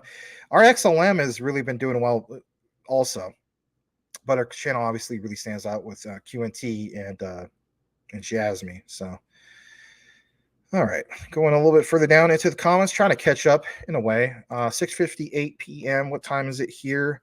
I got to pay close attention to the time because I have to go pick up somebody at 9:30 and he's right home. I'm on Aussie Life. I'm bullish as F on QNT. just topped up again, getting closer to 100 quant now, Max. Nice. It's a nice goal. To be honest, I have not reached 100 quant yet. I am going to get there eventually, but I'm going to be so glad to achieve some of those goals. You know what? Here's the thing. So the school I was going to didn't offer a doctorate program. Otherwise, I would have totally done it, because they would allow me to continue to double up on my classes and all that. I could have had it done. I think I could have probably gotten my doctorate.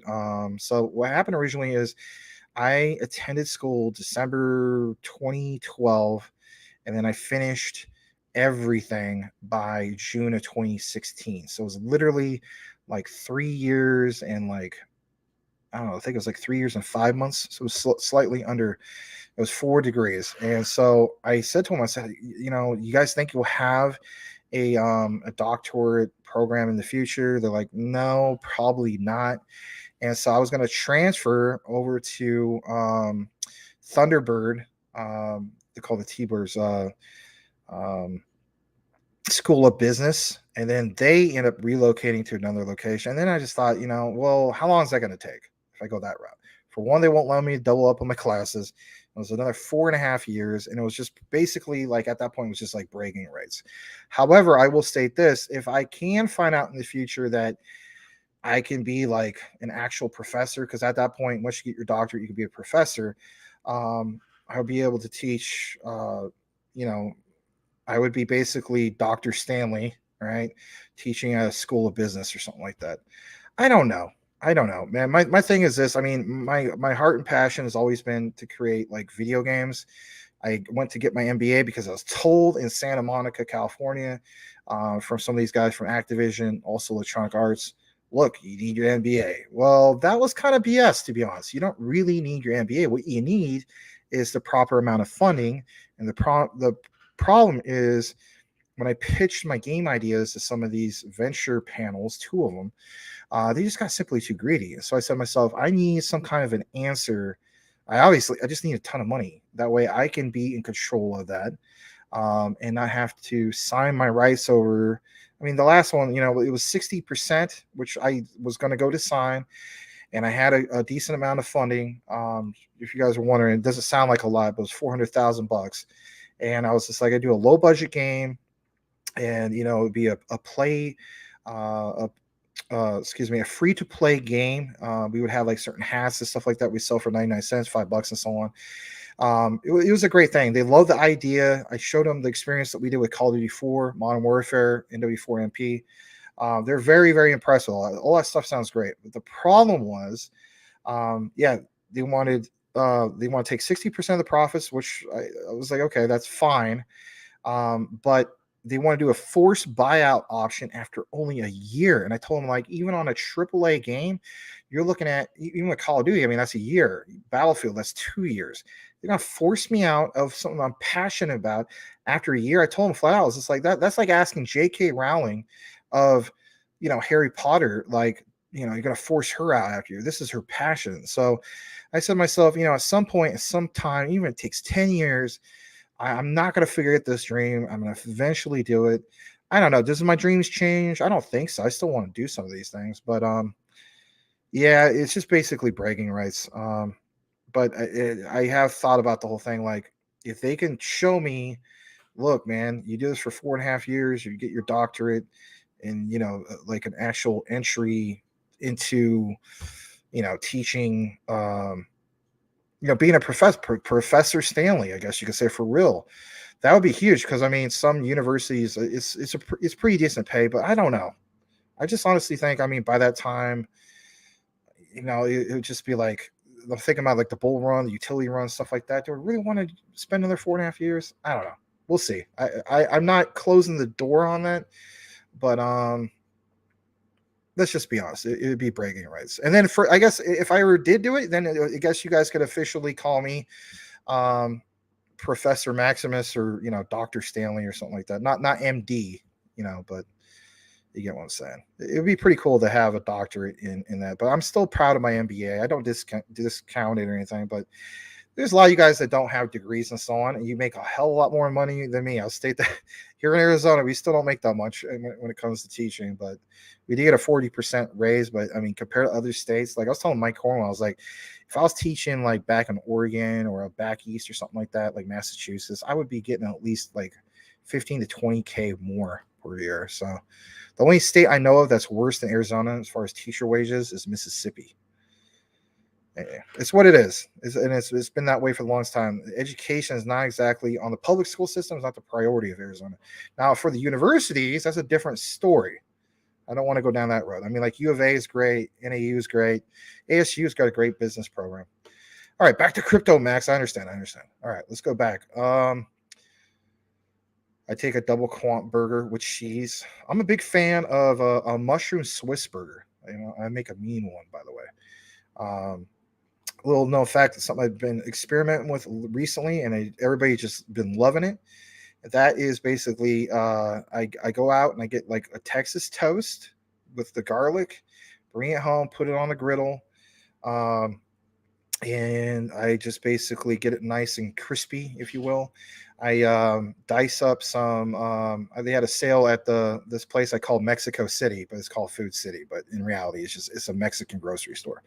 So they had a sale on rib meat, and I got it for $3.77 a pound. They literally just call it rib meat. I don't know why, but it's a nice cut.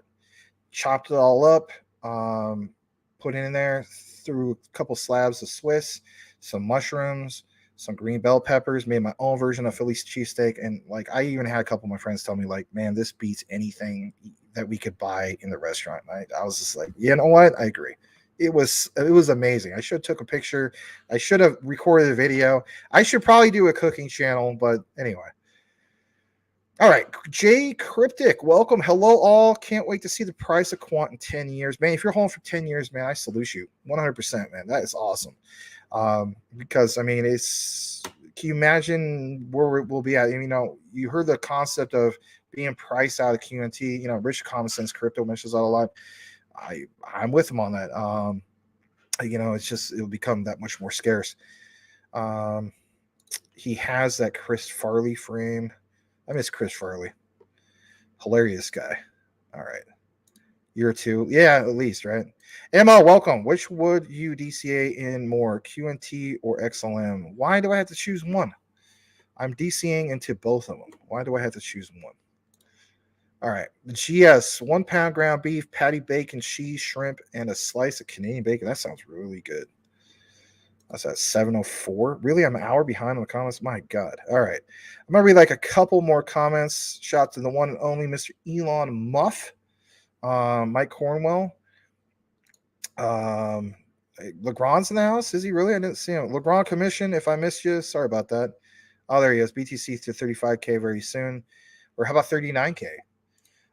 Menace says only utility tokens. Wake him up, Max. Well, I'll wake up Mr. Legrand Commission with a Legrand Commission. He might not even be here anymore.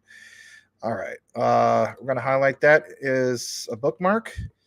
And let's jump into what we have a little bit more. So we talked a lot about XLM, obviously quant earlier.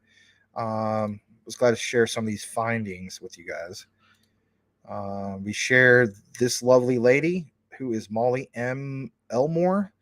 Love how she explains things. It makes me wonder if she's like a school teacher as well. I would totally give her a follow, right? All right, let's talk about Fed now, just briefly, okay? It's on your guys' minds. We're only about hour 48 minutes into the show. We still have a little bit more for you guys. We'll get into some Jasmine briefly here, and then we'll wrap it up after that. But we got to talk about Fed now because, you know, it's literally looming here soon. All right, so Fed now specifically launches next week. This was, of course, reported yesterday. This guy says that he thinks this will be more than a flip of the switch moment. The new U.S. payment system will open the door to many possibilities, but it will also come with some risk. Here's a full video. I'm not going to play the whole video, but this is only a minute. I like this guy's perspective. Know what we know for, well, we'll jump into it. What do you guys think? do you think there's still a chance in regards to Cypherium, or are you like Quant Papa, where he stated to me, and I'm not really like spilling the beans on something private. He believes it's 100% scam. My thing is, I'm just holding it just in case, but I'm also recognizing not just Cypherium for crying out loud. I'm recognizing all these things that are maybe tied into Fed now. All right, smash it like. We're still coming up close to 2 hours, but we still have some good remainder things to get into on the show. Here we go. Now, what we know for sure are these two things. Ripple technology is being used. This is clear as day, all right? So you can place your bets on XRP. This also opens the door for digital asset technologies to incorporate into the system. So XRP, Stellar, Crypto.com.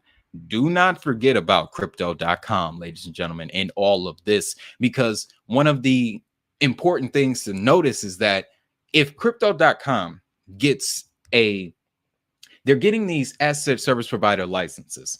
If they secure one here in the United States, that means that through their relationships with Google Pay, Apple Pay, MasterCard, so forth and so on, they can process FedNow transactions.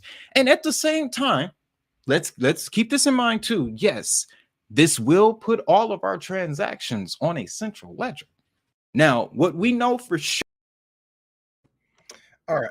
So glad to share that. I think we have a little bit more, obviously. We do. So this one is something that you may have seen on the live stream, not our live stream, but from Bullzilla. Shout out to Bullzilla. He took this clip. I don't know. It's kind of choppy. But the point is the message. Okay. I don't know why Bullzilla, like sometimes he has problems with some of his clips, but he does, but it's okay. So I'm gonna share this as well. Let's talk about a little bit of XRP just for a brief moment, right? We didn't have that focus tonight, but bullish clip from the live stream. Hit the link below to subscribe if you choose to do so. But Stuart Alderati was featured on CoinDesk. I did try to look up the whole thing, try to give it to you a little bit more clear, but I thought, what's the point? I mean, as long as you're getting the message, you're hearing it and so on, that's the main point. So Bullzilla took the clip. It's only 2 minutes. But look at what it says. Watch this XRP Bermuda Triangle. Ripple Labs to buy back 10 billion XRP. Let me know what you guys think about this. Stuart Alderati says Ripple legal chief on state of crypto regulation. Do you guys still feel very bullish in light of like the hidden emails and all this stuff? We'll get into a little bit more in regards to that from Brian Dowie right after this part from Stuart Alderati on this Bullzilla clip. Smash it like. Here we go. We were sued a couple of days before Christmas, so a really nice personal touch from the SEC. We said from day one that we were going to defend this case, not only on our own behalf, but we were going to defend this case on behalf of the entire crypto industry in the United States. I'm not sure everyone believed us in December 2020, and some were outspoken and said they didn't believe us in December 2020.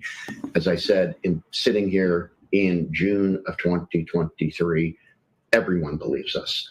Everyone understands how everyone believes now. They all believe. Important this fight is. And in many ways, Ripple, in a perverse way, we've actually been benefited by the SEC suing us when they did, because we're at the end of our journey and others. We're at the end of our journey and the others are just starting. And actually it says something really important here at the end. Listen to this last part right here.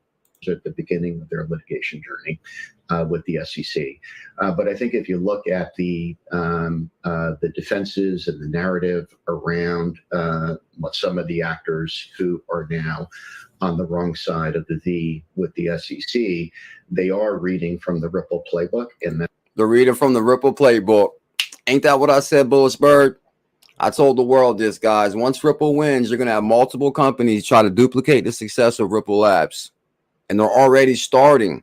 Ripple legal chief, state of crypto regulation.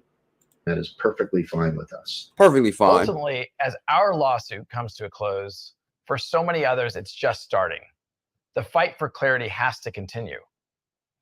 I just want to conclude by saying to my colleagues here at Ripple, to my family, my friends, everyone who has supported us over the past 2.5 years, and certainly to the whole of the XRP Army, a very heartfelt and a very genuine thank you for that support. Bam. I thought Brad Garlinghouse was about to say my name. Tell him. All right, so no, that's not me on Larry's internet where it's lagging or anything like that. No offense to Larry. That is Bullzilla's clip, but you know what? You heard the message, and that's the main thing. All right, we're going to get back into the comments just for a little bit. Let's turn this back on. And Cash Cats is in the house. Welcome, the one and only guy with the Ron Paul avatar. Always like Ron Paul and Rand Paul for that matter. All right. Menace says, "What's up, y'all? What's up? What's up? Glad to have you here." Mo, hey Max, how many quant you need to make $300,000? It depends on how long you're wanting to hold it. You know, if you're the type of guy, and I've stated this before, that you feel as though QNT at some point, whether it is, 2030 or before that, some people like feel as though like there's a safer bet by waiting very long. It just depends, right? But with a true utility run, we should see some big things. So if you're the type of guy, you're like, you know what, QNT will hit $100,000 per QNT. I know it sounds nuts. Then three would be my answer, So, but if you're the type of guy in which you want a lot more than that, then that's why a lot of us DCA, maybe every paycheck or once a month or whatever, right? All right. Orty is a favorite of the BTC maxis. It seems to be the case, but that's okay. That's okay. I mean, the way I look at it, it's opportunity. You can't afford that. What was it? About 3,000. That's a lot, man. I mean, I'm already really heavily invested into crypto, reinvested in the crypto. I would have to be basically like a quant maxi to exchange it all into something like that. I just wouldn't do that personally, but I like to be more diversified. Cool Cat Crypto says even BSV people agree. They're all talking about Orty. That's cool stuff. Glad to hear some of that report. QT is about $109 or so. Yeah. All right, Max. What are your quant tokenomics? They still have a dilution or token distribution. They're only at 81% distributed. My thing is this. I'm not going to make this super long. So, I think we eventually, obviously, you'll see 100% being out there. I'm not sweating it. But it's going to be, was it the 14.88 million will be out there. I remember what Boomerang Fitzsimmons was saying yesterday in regards to what was reported on Etherscan. But yeah, from the horse's mouth, Gilbert Verdian, I mean, it's supposed to be 14.81. QNT tokens, again, very, very scarce still, a lot less compared to BTC, except for you got way more utility compared to BTC. I get some people still feel as though that, BTC is a store of value. The way I look at BTC, I mean, there's still opportunity there. Don't get me wrong. I just consider that, a lot of these other altcoins are more of a greater opportunity, but to each his own. If you could do both, you can do both. But, I'll try to dive more into maybe a little bit more of an update in regards to this. Quant Pop, if you're still watching, I think yesterday you even mentioned this. Let's try to get some more information, maybe a little bit more updated about some of this, because this keeps popping up. So, Quant Pop, how you always like putting some stuff together? It's up to you, man. I mean, I'm not saying you have to do it, but, maybe get something in regards to that. All right. Gonna go further down into some more comments. And then we'll see about getting to the Jasmine info. All right. Dave D, welcome. Glad to have you here. Crypto Smooth says, Selmo Fug, glad you're part of the CTN family. I did see that comment you said earlier, Selmo. Here it is. You learn something new every day in crypto. Glad to be part of, you said CRN. It's a typo. I know, CTN. Appreciate that, Selmo. Thank you, man. We try to bring you guys, crypto news, education, and updates, obviously, and a little bit of the entertainment as well. Jasmine is distributing the last tokens in the white paper. I'll have to probably do a little bit more of a deeper dive on that. Menace says they have to keep some for incentives, so they're most likely to or close to be done. Interesting. All right. Let's see what else you guys got. Anything specific? And then we'll kick it into the Jasmine here in a bit. All right. Hunter, welcome. Saying hello to Selmo and Tim and Star and everybody. Welcome to Hunter. All right. Edward Vincent states that dang woman keeps saying Elon Musk and does not make sense to her how we could have a need for a market in outer space in the future. Psh. All right. Well, that's okay. Yeah, I know they got a YouTube channel. It just kind of came back actually not that long ago. All right. What about a Bitcoin diamond? I don't know. Never heard of that. You can Google the Stripe/XLM relationship. All right. Let's see. Let's see what else we got up in here. Oh, you went to Thunderbird. Cool, man. Yeah, Thunderbird School of Business. Yeah. My dad's best friend also went there too a long time ago. But yeah, that campus wasn't that far, and then they relocated, and now that campus is Arizona. What's it called? Arizona Christian School of Business or something. I don't know. I never heard of them. Nothing against it. I mean, I myself consider myself a Christian, but I was just like, I was more impressed with the Thunderbirds, if you will. I mean, there's people that come from like all over the place to go to become a Thunderbird. All right. Yeah, I mean, they've been around for a very, very long time too. I mean, this other school is like very recent. All right, Quan Papa, thank you so much. What's up, Max? Keep up the good work. Thanks for all the effort and grinding. Hope you do fine. We're all going to do fine. Thank you, man. You too. Cool Cat Crypto says BTC hits 40K order will be 500 to 800 bucks. That would be nice. Maybe 1,000. Ooh, yeah, I might have to hop on that pretty soon. I think we're still in that $8 range roughly. That's not too bad. And like you said, only about like the supply of BTC, like around 21 million or so.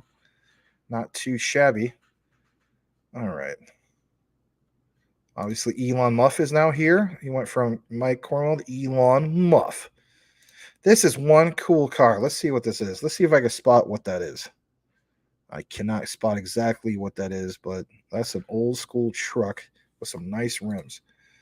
All right. We need to make the Elon Musk. Who's the guy that was trying to raise a little bit something? I forgot who it was. And I don't think I've seen him since. Maybe he was kind of upset that like nobody helped him out. I don't know. Thunderbird was back in doggone it 95, I reckon. Huh. Did I miss somebody's comment? All right. Elon Musk, I see market cap, price calculations, etc. Haven't done current to calculate. Good job on that. Wow, I thought QNT had 12.07 million circulating and 14.88 million max. Squidward, you see Tim, lol. All right, because it's now the show's at 2 hours and 2 minutes. I do want to get into a little bit of the Jasmine, and then we're going to wrap up the show after that. We'll try to get into more of like the tokenomics and some of this stuff. Maybe, I don't know about tomorrow, but we'll definitely get into some of this stuff. You know what I forgot to do? I forgot to share what Brian Dowie had. So my bad. Let's do that real quick. This is big. It's definitely worth sharing. All right. Let's see where we're at. All right. I got it right now. Yeah, let's jump into this. Shout out to Brian Dowie. Brian, if you're still watching and you're live, this is for you. All right, let's jump into this. So it states, share this far and wide. And, I'm just going to go ahead and do it right now. All right, let's jump into this. So this is a report from Cowboy Crypto. It says Wang Zhang and MIT developed a strategic partnership in March of 2018. Listen to this, guys. Just 3 months before the Hinman free pass speech. Yeah. At the same time, Gary Gensler arrives at MIT to teach a blockchain. Is this more than a coincidence? I mean, it can't be a coincidence, right? Wang Zhang Group and MIT made plans to jointly build, and let's expand this more, build an international scientific innovation center and an advanced institution for applied sciences in Hangzhou. If you ever seen that movie, the original Men in Black, remember Rip Torn? You know, sounds like an intergalactic kegger. Remember that? You always refer to that. Yes, this is like more than an intergalactic kegger at this point. Lou Wilding, chairman and CEO of Wang Zhang Group, said that establishing a pioneering scientific research institute in collaboration with MIT is of profound significance and will be a great contribution to society. Wang Zhang Group, look what it says there, MIT strategic, or I should say MIT developed strategic cooperation. Look at that date. I mean, is this more than coincidence? Do you guys feel as though it's more than coincidence? I think it's more than coincidence. Here's some of these guys. Wang Zhang Group and MIT signed a strategic cooperation agreement in Hangzhou, capital of East China's Zhejiang province, on March 22nd. This guy, takes Brad Garlinghouse. This looks bad. At the same time, Gary Gensler arrived at MIT. I know I'm reiterating this. I'll add to the connection to the map tonight of Eastgate. Right. It's just like Eastgate roadmap, all things stinks to high heaven. What's this one? Oh my God, here it is. Why Gary Gensler will not comment on ETH status. I mean, is it? I don't know. A lot of people are commenting about it, but it's pretty big. And I thought I would share that with you guys. Thank you to Brian Dowie for sharing that. All right. We will now jump into the Jasmine coverage. Let me just take a moment to do that. All right, here we go. So on this one, I always refer to this guy as Akira as, Hara's homeboy. But in reality, he's the ambassador from China, just like Hara's ambassador to Japan or for Japan. Straight from Akira, starting from tomorrow, and this is reported today, starting from tomorrow, the 3-day IVS 2023 crypto conference, right? Kyoto, Japan event will begin. They'll be waiting for you. They're going to wait for you, Mr. Triple C. No, I'm kidding. And Hara at the Jasmine booth. Looking forward to seeing you tomorrow onwards. We're going to share some photos. There's the one for Jasmine.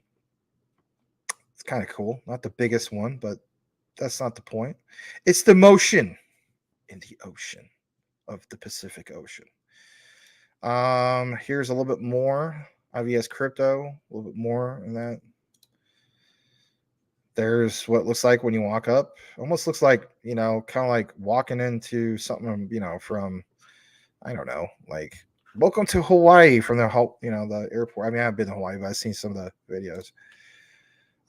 Here's a little bit more. Diamond sponsors Ripple. I mean, who's not proud to be part of something like this? I saw somebody, Photoshop Ripple out of the picture of where Hara was, where it shows that Ripple's a diamond spot, and they put it in Jasmine. I'm like, why would you do that? Like, I would be totally proud of that. Like, you don't Photoshop Ripple out of something like that. All right. So I thought I'd show you guys that. Look, SBI Group, top right. You understand Genki Oda, big time key player in regards to all this. I mean, he's a decision maker. All right. So what's this guy saying? I hope one of our Japanese buyers do meet and y'all send us a selfie. Some people here tend to think you're all ghosts and those. I mean, people are still saying that, even though we have actual footage of Hara even talking at this point. People are still saying that. Unbelievable. Unbelievable. All right. A little bit more. Let's jump to this tab. I don't really share Dell crypto stuff. I mean, I kind of lost a lot of respect for some top influencers. Not going to mention their names, but anyway. I understand he's talked about Jasmine in the past, so just bear with me before I get some of the hate. Dell Crypto, world-renowned international crypto expert / analyst, government advisor, entrepreneur. yada yada. Jasmine is making the business computer. All right. Some people feel as though it is. They are. Jasmine is for business. Imagine a computer. Listen to this, guys. I mean, some of us know about this, but see, he states, imagine a computer. Listen to the perspective that has no access to data, Web 1 or Web 2 data. Now, on the surface, some people are going to be like, well, forget that computer. Screw that computer. I want no part of that computer. If I want to mess around with a computer like that, I'll just, contact my, my uncle Jimbo from back in the, the boony country from back in the day, and have him dust off that Commodore 64 that's been sitting out in his back, in his shed since 1985. If I want to do that, right? No, hear us out on this, right? So again, I'll restate this. Imagine a computer that has no access to data, Web 1 or Web 2 data, a computer that cannot access the World Wide Web or any server networks. This computer can only access your own personal IoT as an Internet of Things network and its associated blockchain. You officially have Jasmine on your mind. The way he mentioned it just maybe doesn't sound too impressive. It's like, for most people, if that's the delivery you're going to give Dell Crypto, maybe they're going to be like, yeah, I think I'll stick with my Commodore 64. But anyway, it is a good perspective. Some people have obviously, shared it. I shared it and so on. Jasmine Secure PC Solutions showcases the capabilities of Avita laptop as blockchain-ready devices. Avita blockchain PC is equipped to perform blockchain-related applications and tasks to securely be smooth, right? That's the bottom line. As we get more into this, Hara, back on June 21st, did talk about this, and I feel as though that this is something that kind of flew under the radar unless you were consistently watching Jasmine updates.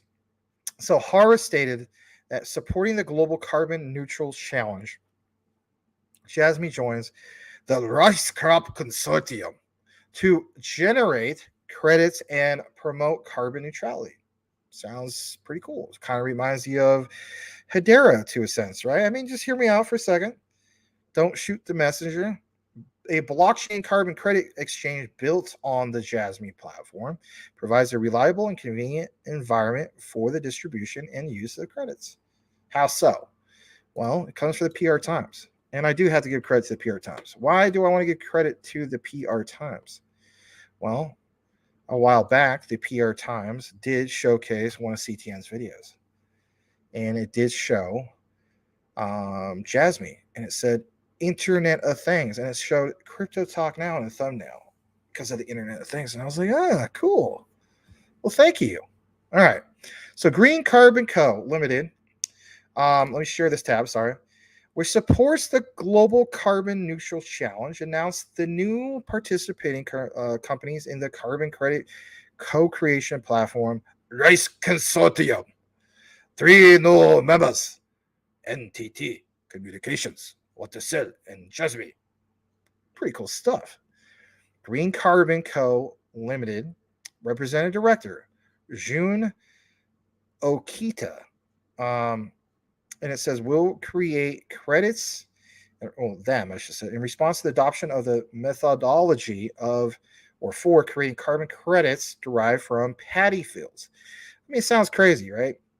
My mom's, for instance, is from Philippines. There is rice paddies all over the freaking place. I've seen pictures. But it says, we have launched the Rice Consortium for the purpose of promoting carbon neutrality. They are pleased to announce NTT Communications Corporation, Watercell Corporation, and even Jasmine. I mean, literally says Jasmine right here. Corporation, and they have this newly joined Rice Consortium. You see some of the things. This guy on the far right, we have seen him before, right? He's one of the big wigs from Jasmine. But you got this banner in the back. I mean, it says Jasmine on the way. It's just, for all the people who are like, Jasmine's not doing much. Oh, you can sure fool me. I mean, IVS Crypto 2023 diamond sponsor of, from Ripple. How many darn blockchain, conferences have they attended within the last 3 or 4 months? Quite a few, right? I think this is like the 4th one. So they're literally doing like one a month at this point. But, there's a little bit more in regards to this. So let's jump into just a few key things. I'm not going to read everything here, okay? So it states that back on April, with the aim of creating J credits derived from paddy fields in Japan. Listen to this. Green Carbon Green Carbon launched, I hate you, the Rice Farming Consortium to gather participants, apply and register together. In the 2 months since its launch, the Rice Consortium had involved farmers covering a total more of like 2,000 hectares and 23 companies. And I do remember that, hectares is totally different from acres. I have the explanation broken down from some of my, distant family members on my mom's side, but that's how they measure things over there. So I want to state this. So remember how we covered DMTR, the tokenization of agriculture? It's nice to see Jasmy branch out to some of these other things, right? In the form of, a rice farming consortium with rice paddies. Look at what it says on number 1. Reduction of CO2 emissions through the induction of energy-saving equipment and use of renewable energy, and through appropriate forest management, a system in which the government certifies the absorption of CO2, etc., as credits. You've seen some of this introduced with the likes of what? Algorand. You've seen it introduced with the likes of what? Hedera. So it's not like we're not used to these concepts. But, enter in Jasmy. J Credit approves a new methodology for reducing methane gas, aka, when you fart, that's the gas that comes out, and creating carbon credits by extending the drying period. Oh, God, don't want to have a wet one. That would be a shart, would it not? So, NTT Communications Corporation, WaterCell Corporation, and even Jasmy have newly joined this group and have basically created the systemization of the creation of carbon credits derived from paddy fields, and management of distribution will be strengthened. Now, the key thing here is, well, where does Jasmy enter into the whole mix as far as the Internet of Things? The Internet of Things, that's a great question. Enter into this part right here. Carbon creation support by IoT technology. Oh, okay, Max, I thought you were not going to get into, I thought you were going to kick the can down the road. No, I'm not going to do that. I'm not going to do that. So using IoT technology, we acquire the evidence data necessary for credit application. Ooh, Max is getting into some of this stuff. Yeah, I'm getting into some of this. I know where you guys are coming from. I know where you guys are going with this. Contributing to reduction of application man-hours, greenwash measures. We aim to create a new form of carbon farming that contributes to regional revitalization in nature. Now, I want to state this, and I'm not bashing Demontra. I think it's a good project. I just didn't choose to get into it. I think that would be a good project to get into. Don't get me wrong, but I want to state this much, and that is, when we talk about the many layers of utility of Jasmy, here's another extra layer, another notch in its belt. Why not pay attention to this? So in regards to a little bit more of this, if you're wondering about like, how does this all tie in, all of it, right? We got to mention this WaterCell thing real quick. So it says the provision of farming support tools that streamline credit applications is going to utilize the farming support tool. By doing so, you can easily prepare the data, look at this, necessary for the application. Oh, this does mean that they're going to have something that would make sense for Jasmy. Yeah, absolutely. They're going to deploy an application to support the program that combines farming support tool, AgriNote, and Green Carbon's J Credit Generation Measurement Simulation tool to rice production nationwide. Nationwide rice production sounds kind of cool to me. An extra layer of what?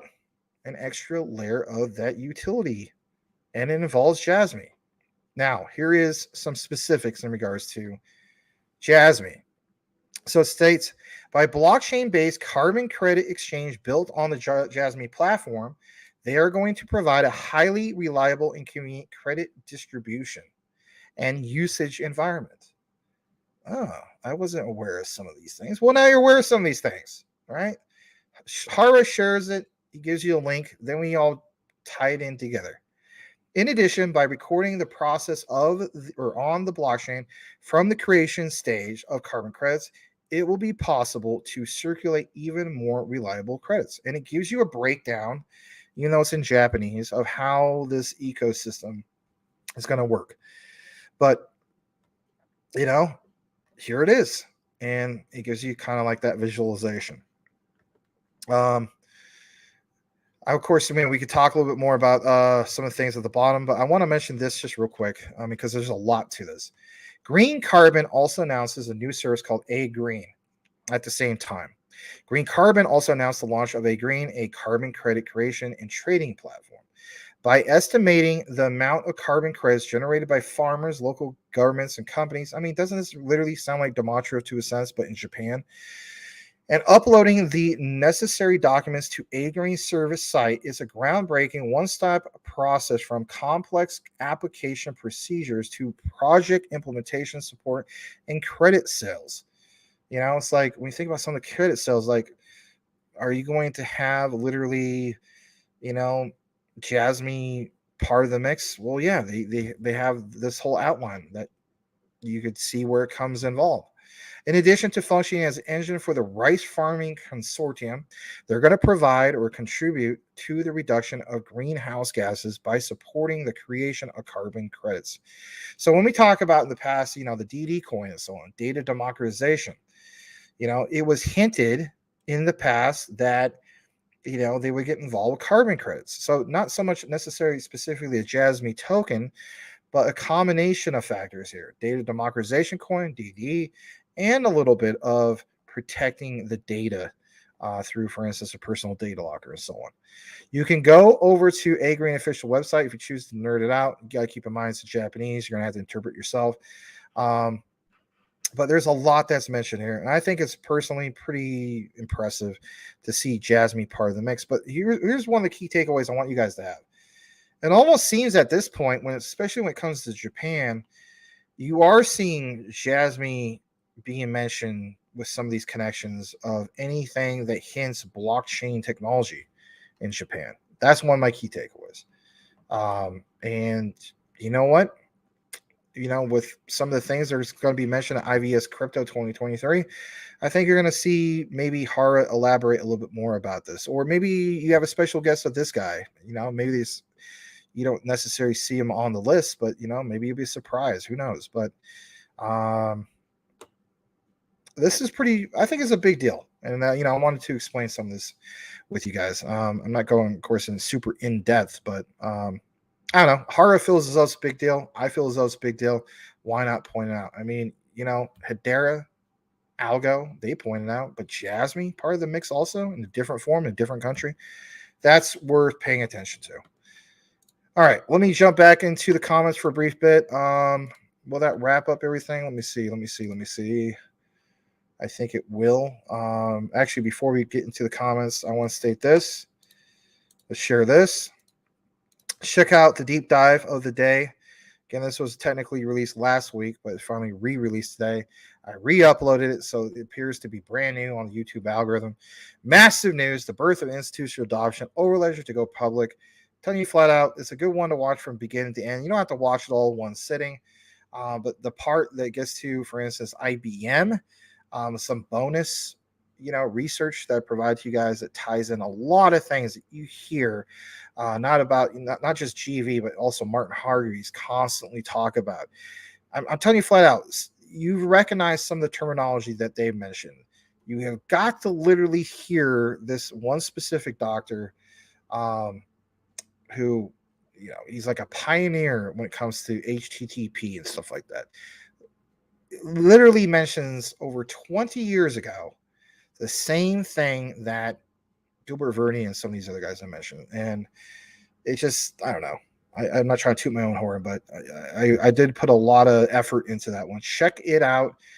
It is the newest video of the day. It is, of course, a deep dive. But yeah, the birth of institutional adoption, Overledger to go public, and it's a big deal. And that's why we put a lot of focus on it for today. I believe there might be one more extra thing before I get back into the comments just real quick. Hopefully I retweeted it. I don't know. There is something I wanted to show you. It was in regards to XLM. It was like price predictions and stuff like that. I meant to share it with you guys earlier. I think maybe somebody sent it to me in a DM. Oh, it's from Dingy, aka Daniel. Wow. Let's share this real quick. this is something else. He sent this to me, I think, this morning. So let's share this tab instead. Look at this. All right, this comes from how was it? I think this even disappeared. Some people are talking about some of this disappearing. What do you guys think about it? Keep these numbers on your calendar for Excel. This was originally posted on March 6, 2023, but I've heard that some of these posts they're like, you can't find this anymore. So I guess some people took some screenshots. But yeah, I mean, what do you guys think of this? You know, the first monumental big step is 82 cents, then 5.25, 39.57. Where do they come up with these numbers, right? We'll have to take more of a deeper dive into this, right? But it's just worth pointing out. Maybe some of you guys feel as though, well, I could come up with these random numbers too. I hear you. But, you know, we're going to have to try to find out what happened with this. Like, why specifically some of this. So 105.68, 9,875, 23. I mean, that's huge. These are the expected prices per XLM. I'm not stating it, right? I'm not stating it, but I want to find out where they're coming up with some of this stuff. So, you know, when we point out or mention or, you know, put so much emphasis on Ripple's XRP, I mean, XLM for crying out loud. All right. I'm going to leave that up there. And let's get back into the comments, and then we'll start wrapping up the show. Which I think we got into just about everything with Jasmine. And we did. We definitely did. Yeah. All right. Let's see where we're at. Man, there's a lot of comments. I don't know if I can get to all of them. Man. I'll just go towards the bottom because there's just a lot, and I'll be here for another hour. Let me see. I got to make sure I got enough time to go pick up this dude. 8:41. Yeah, I'm probably going to leave within here soon. All right. Let's see. Elon Musk is saying, "What's up to Squidward, aka Elon Musk, aka Edward Vincent."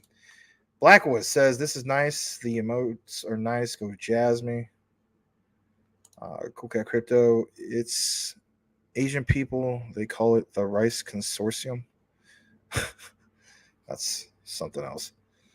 Because I get what you're saying. Yeah, like what's his name from the Shitty Walk?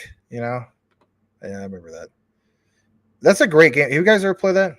South Park: The Stick of Truth. That's a fun game. All right. Just tweeted a couple pics from Kyoto. Great times. Oh, cool, man. We'll have to share it maybe tomorrow. We will rug you shitty Americans. That's what it says. That's horrible.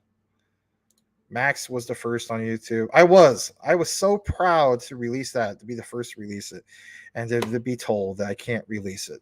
I have to take it down. I was just like, you gotta be kidding me, man. Like I was sick that night too. Like when I told you guys about the pancake, you know, I was sick. Brian Dow was accusing me of having mud butt, but it wasn't that. It was like it was throwing up, and so I was trying to stay up. I was like, because I was sick anyway. I was like, I'm gonna be awake anyway, and I just trying to grind it out. And I was so proud about it. And then an hour later, you gotta take this down. I was like, you gotta be kidding me! I gotta take this down. And then I saw some other content creators. They still have theirs up. I was like, what about these guys? I don't see them having to take it down, but I didn't want to complain. The way I look at it, I'm part of the QNT army. I'm not going to argue. I'm going to follow Mr. The general of the armed forces, Mr. 5-star General Gilbert Verdian, right? Welcome back, John Geese. Welcome back. Quan Papa says, mint your own token, made a liquid pool on a DEX. That's the only way you can learn how the price works in crypto. Blackwood had enough of the random numbers from people trying to get views. I get what you're saying. Elon Musk, I think a look at the Jasmine chart would be cool. I think a new floor has been established. I do it just for you, man, but I really got to get going. All right, hold on a second. Let me see. We'll do KuCoin. Hold on a second. KuCoin. We'll do. Why is it not saving some of my spot stuff? And that's just not going to do that, is it? It's going to keep me here forever. Spot trading. Let me just pull this up. Hold on a second. I'm gonna pull it up. Jasmy USDT. Here we go. And then you probably want. I think you do want the 2 hour. All right, we'll switch to that. There we go. That's for Elon Musk right there. All right. Max, before what do you guys do? What's this conspiracy? Trying to keep me here? Max, before you go, could you please name a couple things that you think that we will need to use interplanetary crypto exchanges for? I was thinking war, and at some point, really? Oh man, I don't want to get into this right now. Why? Here's another thing. Why is it that when I think of like interplanet, I literally think of the Beastie Boys. What is it?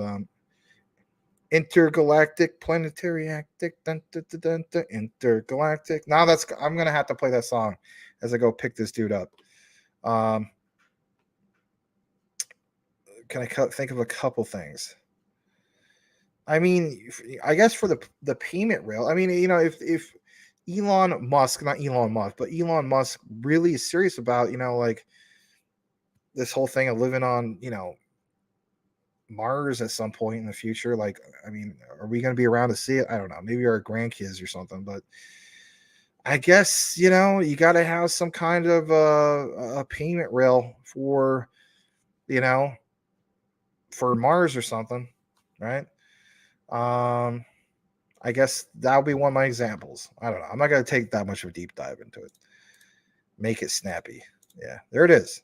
I want to be like, what does it say? I want to be like you when I grow up, Max. You're already grown up, Patrick Collier, but thank you. I do appreciate that. Not many people tell me that. I've had a few students tell me that, but I'm like, yeah, I don't think you want to be like me when you grow up, man. You're not going to have much of a life. Yeah. I don't really complain about some of the things you guys don't see on camera. But it's not the best life, but I'm thankful. I'm blessed in my own way.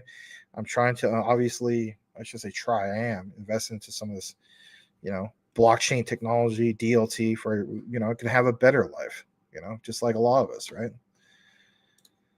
Looking back a few weeks. All right, hold on. It was hella about the X coins. Don't worry. Oh yeah, I know what she was talking about.